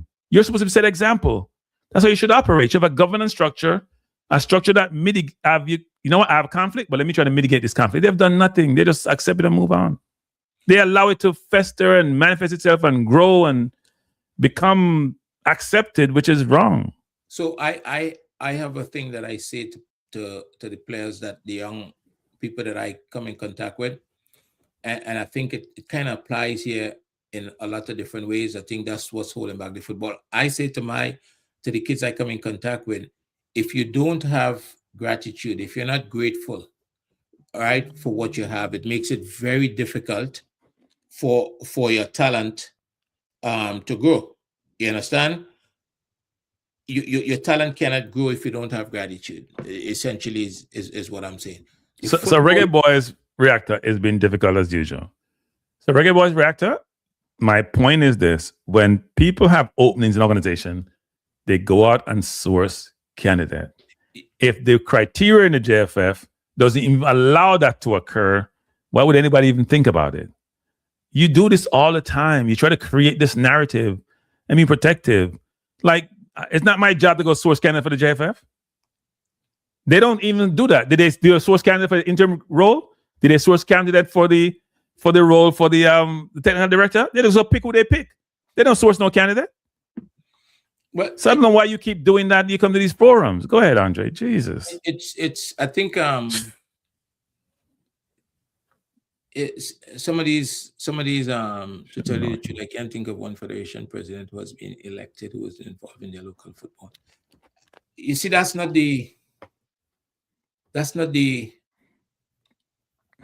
of the things that we say. We have to strive to function at a certain standard, and because we don't, we have to mean it as well. I'm watching an interview of a national team coach in Trinidad the other day, and he's saying all the right things. You can see he's familiar with some things, and he's using the word standards, right? That there have to be standards. There must be standards in place. And that sounds good, right? But I'm watching the interview and I'm observing that Trinidad right now wears Capelli, and he was in a helmet up, and it was after a game, right? So he would have coached the game in a helmet up. You understand what I'm saying? Yeah. So when you refer to standards, what are you talking about? What is your version of standards? So I think Reggae Boys, he's agitated, and you allow him to get under his skin all the time. That is true. Look, I can tell you, he has information and he knows right from wrong. He knows what's going on. I know he does, but he acts like a 5-year-old sometimes. He knows what's going on. He has a very good idea of what's going on in America, but he knows he could get under his skin, and he does that. I like to cuss out at some point. That's not the cuss out to get my frustration. No, I mean, the previous question that you were trying to answer, I mean, we know. I mean, you call it links. We know that that's what's happening. We know you can't get nothing done on the island unless you connected, so to speak, right? And it's affecting the football because we essentially don't always get the best people. We are in a period of time where anybody who's involved in football in the Caribbean, especially in Trinidad and especially in Jamaica, must be concerned that FIFA has just made qualifying for a World Cup so much easier. A senior World Cup, the opportunity to qualify for a youth World Cup comes every year now. Okay, and if we are unable to benefit from that, then there's a problem there. Yeah, look, what we get a lot of times from all these people is about the resourcing. And I'm not saying resources are not challenges for the Caribbean. But I don't think, here's part of the problem people don't realize. Do the people with the resources trust the people who are in positions who are running the football? Do they not only trust them from a management of the resources, but just trust them as individual to be able to put together a good program? Do they know how to go and have conversation with those individuals? Do they have links to go have those conversations? Have they had those conversations? Right? Have they got uncomfortable to go out in that environment to go source that funding? Have they got uncomfortable to do so? Do they figure out mechanisms and ways to get access to those individuals, to engage with them and provide a situation where, you know what, I can provide this to you as an association, and here's what I can do for you?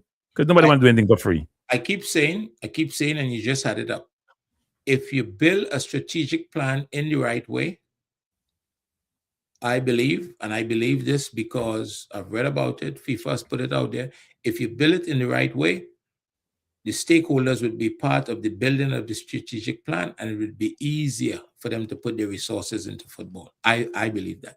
It's easier to get somebody to fund 2 years salary for a coach or to fund the flights for a camp overseas so they can play 2 international friendlies for under 17 team preparing to go, if they're part of that strategic planning and could see the vision. Because people want to know that their money is not being wasted. Because people work hard. Those people that you talk about just not, they work hard for their money, despite what we think. And they don't want to believe that Cranky, who is the president of football, is driving a Ferrari because they decided to support football. You understand what I'm saying? I totally agree. And if it's not done that way, it will always be difficult to get those people to be involved in football. And you're always going to get the people when something looks like it's happening, when something like we're on the verge of qualifying for a World Cup, there's people going to come with their money. We win the Caribbean Cup and we're going to play into Miami. There's people that's going to run and bring some money to the table because they want to be part of that, because they're seeing something happening. And that's evidence right there. That's evidence that's once. Yeah, I mean, I think the JFF probably had more sponsors this time around than before because everybody want to be on the bandwagon just in case we qualify so they can get their notoriety and their prominence and they can get their visibility that they're looking for and their sponsors and their products to get visible.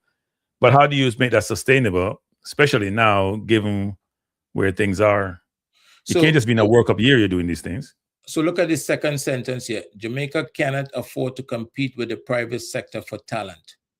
I'm not so sure what that means. I have no idea what that means either. But if the JFF should not be competing with the private sector, what do you mean? Clubs that are owned? No, I think what they're talking about is the people who may have the skill set, or the people to come and work within the environment. Yeah, that means you need to expand your pool then. Well, if we listening, what I read just now, another option might be to partner with the Ministry of Sport and/or Education to bolster human resources, particularly at regional level, and with regard to grassroots educators, coach educators, and talent scouts. Right? So you don't have to compete with them, but somebody could be a volunteer. They may work at a bank, they have a particular skill set. They could be a volunteer. That's part of the arrangement with the bank in terms of their supporting football as a stakeholder. right? But they have to be at those meetings when you talk about building a strategic plan. They have to be part of that so they could see the vision. Because every time an employee of the bank spend 4 hours at the MA, right? The bank is paying for that. Yeah. I get very pessimistic when I hear certain people espouse certain views about all of this, because then you're realizing that you're going around in a circle and the cycle just continues, right? Yeah, you talk about one person tonight. You talk Well, no, it's not just one person. I'm looking at the organization and how they operate and who sits in what seat and how the electoral process work. So I'm thinking about the parish presidents. I'm talking about the parishes. I'm thinking about when I read through the Constitution, like I read it again the other day, about who gets to vote, what delegates to the vote, how much vote you have. It's an old boys club. And you can't get it an old boy. It's an old boys club. I'm telling you, go read the Constitution. It's an old boys club. And you just got to convince a few people to be on your side. Right? They figure out how to replace Kasafa, because Kasafa is not engaging with them really well. And they can get their votes. They only need 28 votes or whatever the number is. They're good. They don't have to do anything. And they still think they know what they're doing, and they don't. They don't know what good looks like. So the question for me becomes, and for all of the islands, or we can say for Jamaica, do the people care about football enough to do anything about it? Celtic Football Club had a coach here, and he started off, I think he lost 6 out of 8 games. And the Celtic fans, although I didn't agree with them, they didn't really give him a chance, but they realized that they believe that this is not what they wanted. And they stood up. They were outside the football club office, the administration office. They made noise. They had to say online. And I think it was unfair to the coach, but eventually the coach was replaced, right? With somebody different. Yeah, but football in Europe is different. That's life, right? Well, that's what I'm saying. The question is, it's literally life. Do we care about it enough? No, we don't. We don't. It's enough. We don't. Right? Because it's and I think part of it is who plays the game. Yeah, I mean, think about it. I mean, the Super League was crushed by fans and media, mainly by fans, right? They have that. In America, that would go ahead with no opposition. In Europe, it's a whole different ballgame. They're not having it. The fans, they own the team, even though they wouldn't have any money in the team. They own it, and they'll make your life miserable because you're making their life miserable by not being good. See, that's the thing. It's about them, and they make sure they put mechanisms in place to pressure you to do what they want. So you guys have these conversations often, right? And everybody right now is probably in the comfort of the home and everything else. And then when Inter Miami comes, or when Curacao comes in a World Cup qualifier, right? We say, and I'm not saying whether it's right or wrong, we say we got to go support the team, right? We got to go support the team. Well, when we go support the team, who are we supporting indirectly? You understand what I'm saying? And apparently no change is coming. When Dwight asked for the fans to show up in Trinidad, they showed up. 25,000 of them showed up in the stadium to watch a game. And what happened when the team didn't qualify and had a game to spare, I heard somebody criticizing the fan base for not showing up for that game. Just like the person that I mentioned earlier today, right? They seem to be blaming the fans, the people of Jamaica, for not supporting the football in Jamaica. Yeah, right? Look, I think... Let me ask you this, but what is the experience like when somebody go to watch football? What is the experience like? I can tell you what my experience is like when I go to watch an MLS game. It's an experience. It's an event. Well, I mean, the MLS, we're going to go back to the resources thing again. Well, but we have to make, we can't. My experience in Jamaica wasn't bad. I'm not going to say, when I went to watch Guatemala, it wasn't bad. The stadium needs a lot of work. And they're going to be getting the stadium up for the 20-something World Cup for the women, right? 2030, whatever. So they're going to do some work on it. So, but I do think the experience could be good. Look, the stadium could be whatever it is. If you're winning, people are going to forget those facilities issues. Everything manifests itself and becomes important when you're not winning. When you're winning, you put up with the nonsense because you're winning. So listen to me. You can't, you you have to have a reason to do things, right? And for most of the countries that I look at in football, they're doing things for their people to develop the industry, right? Yeah. Saudi Arabia started a pro league and they start spending money on players. And whether they mean it or not, they're doing it for the players. But at the end of the day, it's not about whether they mean it, because you can see nice facilities, they hosting stuff, right? You can see the football developing. You cannot do it if you're doing it because it's the right thing to do for your people. Then I don't see the problem. So the stadium, they all built a home of football. They all built a home of football. And the home of football, I can speak for Trinidad, is barely. Well, Trinidad lost their benefactor, didn't they? Trinidad lost their benefactor. It's like Trinidad. You know what that song like? Your benefactor was like oil for Trinidad. He was like oil. So what do you do? You lost oil, you lost a benefactor. What does someone do when they lose being a little controversial here? What does someone do when they lose the sugar daddy? I wouldn't know. I have never been a sugar daddy. I wouldn't know. But look, you have to, I guess you go find another one. You can't just sit down and not do anything. You have to do something, because I know there are other people within the region that doesn't have the same resources, but they're working extremely hard. Here's the worst one. Haiti made the workout. They can't even go to their house. They can't even go home to go play football. Their home was on the road. They made it workout. Right? They have a much larger population in Jamaica, but they made it workout. So sometimes, even if you don't have resources, you can't even go home. If the players are good enough sometimes and the coach is good enough sometimes, you can get there. That's not sustainable. That's the problem. That's not sustainable. It's not sustainable, but it does show some resilience, right? It does show a lot of resilience. And you have to admire that. We know it's not sustainable. They'll have to do better than that. But there are some of us, we are in a better situation. We have access to talent who's playing at the highest level. We have, I mean, come on, what do we need? We need a lot. We need good people.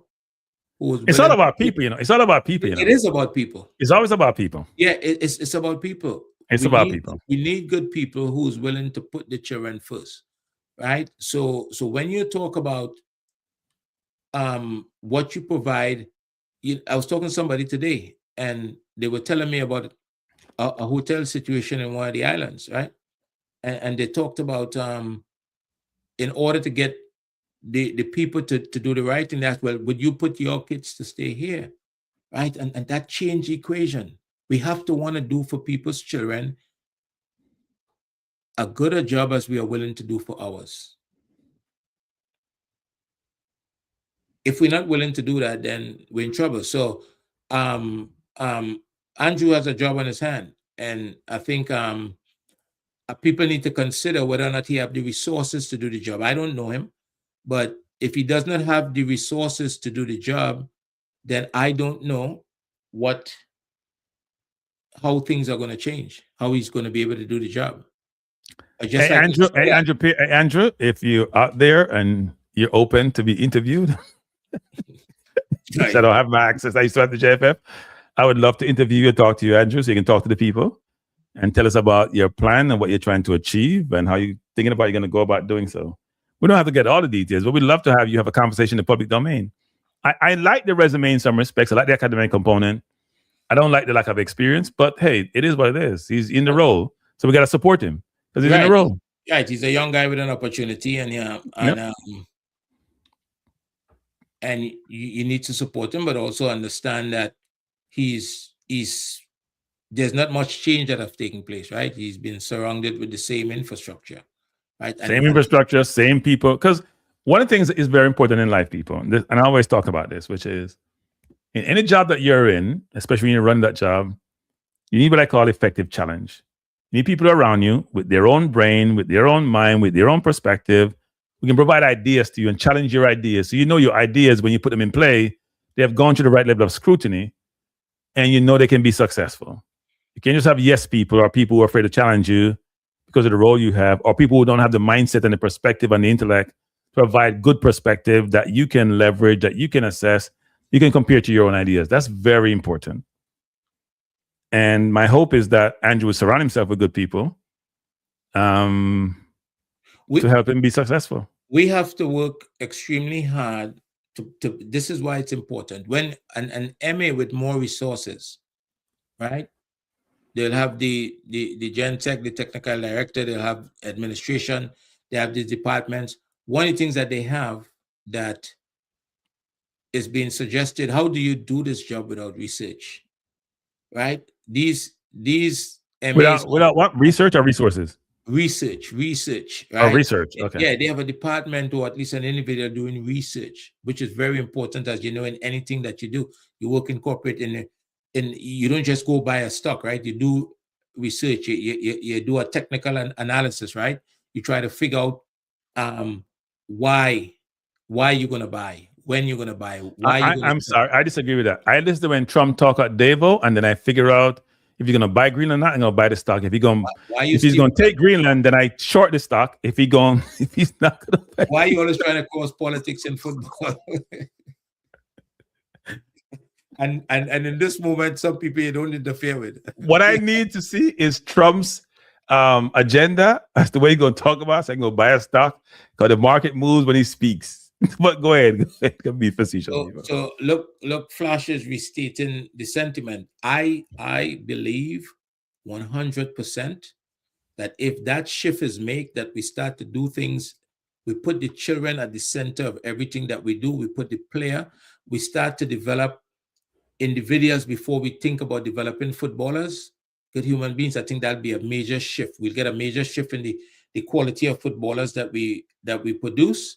Right, and the outcome. Yeah, look, I mean, we'll close the program down soon because I've been here almost 3 hours. I would say this, though, is that we all want Jamaica football to succeed, just like we want Trinidad football to succeed. We want the Caribbean to succeed, right? But it's important for the Caribbean to also realize that its constituent is not just people on the island, and that if the other people want to serve, they should include them or try to get them involved. Don't make your programs, the constitution, so restrictive, they're excluding a whole segment of your population, even though they reside on the island. Secondly, try to be agnostic in how you operate. What do I mean? Links can be your detriment. They can help you in certain parts of life, but if you're an organization that's going to have good governance and good process and good procedures, you need to make sure you're trying to get the best person to do the job because it makes you look good. It makes your job easier. When you just get links to do jobs and they can't do the job, it's a problem for you. You also need to formalize your processes, right? If somebody put up the Spain sort of strategic plan and some things from FIFA here that talks about the core components that inform a technical director, this is larger than technical director role. It's about how you manage your organization, and technical director is one component of it. Trinidad failed to qualify for the World Cup. Jamaica failed to qualify for the World Cup. Because there are a lot of things that inform that, but to me, it was mainly the federation. Of course, technical director is part of the federation. The Gen Tech is part of the federation. The football team and the players that you bring into your program, they're the ones who recruit them. They're the ones who bring them in. The coach, you're the one bring the coach in. So end of the day, the buck stops with you. That's very important. And until the Caribbean learn to have the right people in the right place making the right decision, it's going to be a struggle. Your final words, Andre? Yeah, look, I hope I would love to see teams from the region seriously compete, be able to qualify for World Cups and compete. And I'd like to see clubs in the Caribbean competing at the CONCACAF level. But it's not going to happen if we are offended every time somebody says something to us or somebody shares an opinion that you may not agree with. Right? Instead of trying to understand, sometimes we get offended and that person automatically becomes a bad person, as opposed to trying to understand, well, where does this idea come from? Right? Because a lot of times, I know for me personally, the opinions that I share is based on my experience or what is factual, right? I'm not pulling stuff from the sky. So I think that adjustment needs to be made, and we have to put the children at the center of everything that we do. If we're not doing that, then we'll never be able to produce footballers that is prepared to compete on the international stage. We don't have anybody right now, anybody playing in the EPL. I used to be able to get up and watch Kenyon Jones and watch Dwight York and watch and others. Who's there now?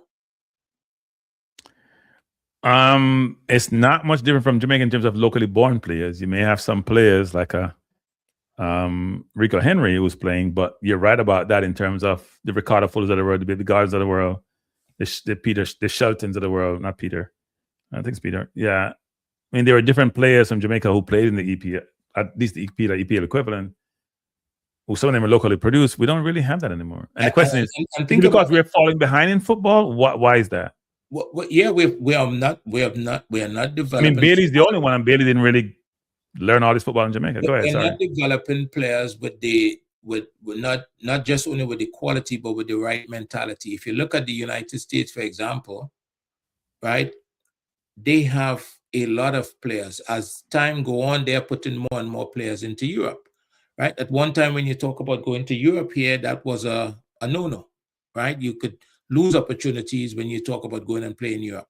When the MLS was now developing, now they are gladly pushing the top talent into Europe, right? Because that's, as you like to say, it's a next level, right? It's a different environment. But these kids, the kids that make it, I mean, they're professionals, right? They behave in a certain way. So you're alluding to, it's one thing of the technical ability, but you have the mental ability. No, you have the mentality, I should say. You have to be a good person, and you have to have the right mentality. You're not going to make it in football today if you don't know how to respond to feedback, right? If you don't know when not to say anything, if you don't know how to give the people that you work for what they want, you're just not going to make it. If you can't communicate, all of these things, you have to be educated to play football today. You can't just go into these environments and not be, and when I say educated, you have to be able to speak to people. You have to be able to communicate. You have to know how to behave. It's a prerequisite now. It's not just about football ability. So I'll make one last point. So we talk about all these coaches in Jamaica and in Trinidad who have gotten all these licenses. I wonder if Trinidad just write out the paper and give it to them. But anyway, they have all these licenses. And my question is, are any of these coaches overseeing a football program where we're seeing material difference in how their team is playing versus, say, anyone else's, and they're playing good football? Because I'm not seeing it, but I don't know all the teams. Yeah, and look, I watch, right? So when up to yesterday, I was watching, I think Cavaliers played down Beholden yesterday, right? So I watch your football. I watch your football. Yeah, I watch your football in Trinidad. You just watch any football. Yeah, I mean, I don't have that disposition to be able to absorb and concentrate and watch for a whole game somebody's football. Well, then it's very difficult for you to have an opinion, a credible opinion, if you're not going to do that. I watch the game for the first half, people. I'm like, I can't watch butt up and catch. I can't watch. It's like playing cricket. You get the ball in the gear and you catch it. I can't do that. Yeah, that's not football. Look, sometimes it's difficult, and sometimes you watch part of it. You don't watch the whole thing, and can't watch the whole thing. If you can watch an entire game from start to finish, you better man than me. I mean, you have to do it sometimes because you have to know what's going on, because you don't want to be saying, you don't want to be having an opinion of it, and it's not based on. I was watching a game today, Tivoli Garden against, was it Dumbo one of them? No, not Dunbeholden play yesterday. They played Cavaliers. No, but Tivoli Gardens was playing somebody today because Knockins was showing the game and MG was showing the game. So I was watching the game. I started to watch the game, and then I won't say what happened. Let's just say I didn't watch the it wasn't Dumbeholden. It was somebody else. Tivoli Gardens was playing somebody. It was Tivoli was playing though. And the game that I was watching yesterday, I don't know if you can see the intent. But yes, the intent is there. The field was making it extremely difficult for them to play the game at the speed that the game could have been played at. Right? I think field is a nice term. Huh? I think field is a nice term.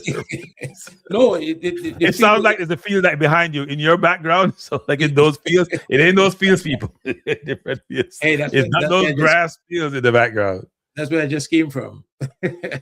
So yeah, I do think that we can do better with those fields. I know the weather is different, but we can do better in those fields. We can do better. Look, we have to do better.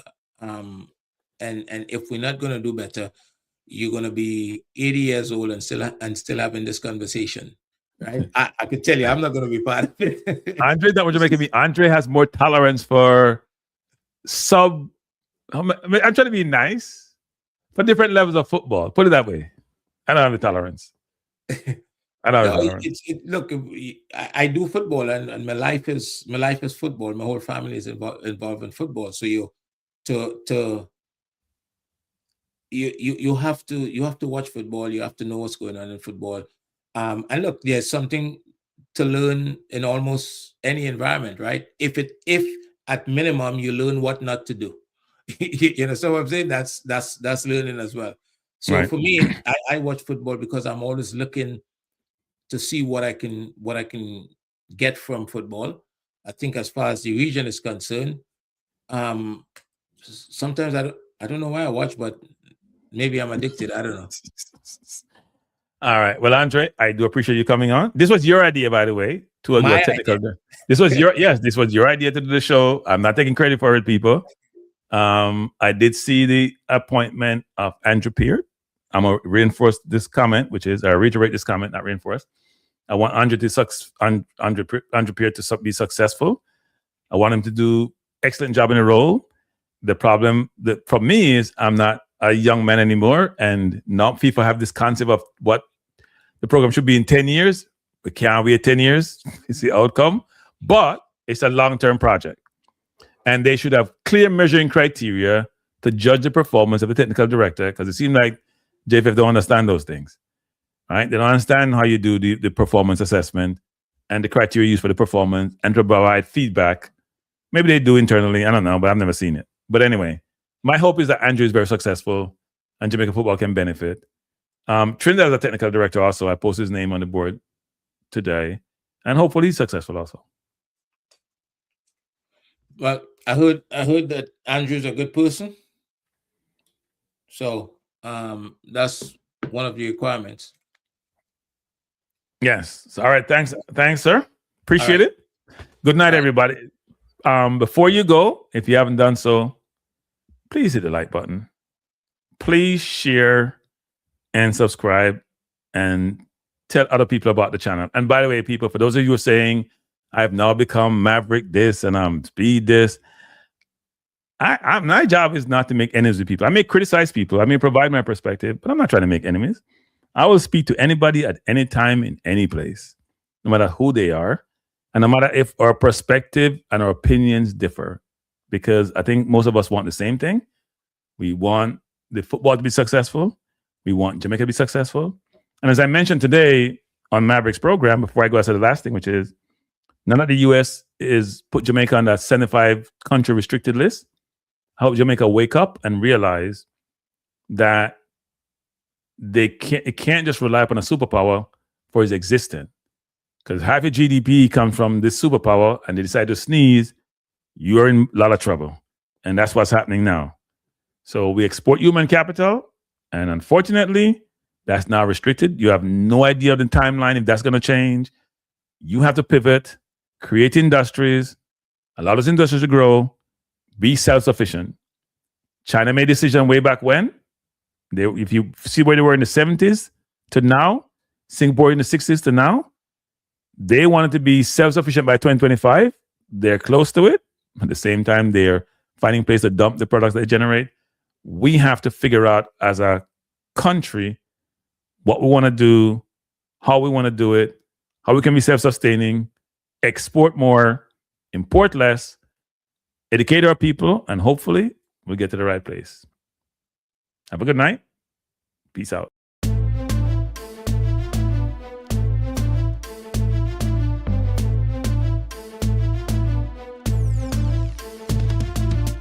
Cranky life is the best to be now.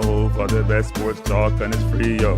Cranky life will be your guiding light by keeping you informed both day and night. Cranky life, tell them. Cranky life, heed them. Cranky life, want them. Cranky life. From the courts to the field, we'll never lose because Cranky has the hottest news. With expert analysis, we break it down. Our in-depth coverage is best in town. Cranky life, tell them. Cranky life, heed them. Cranky life, want them. Cranky life. Cranky life where the sports is spicy and where we keep the discussion lively. Cranky life, get to know the name because Cranky analysis is never lame. Cranky life, give me my Cranky life. I want my Cranky life. Must have my Cranky life.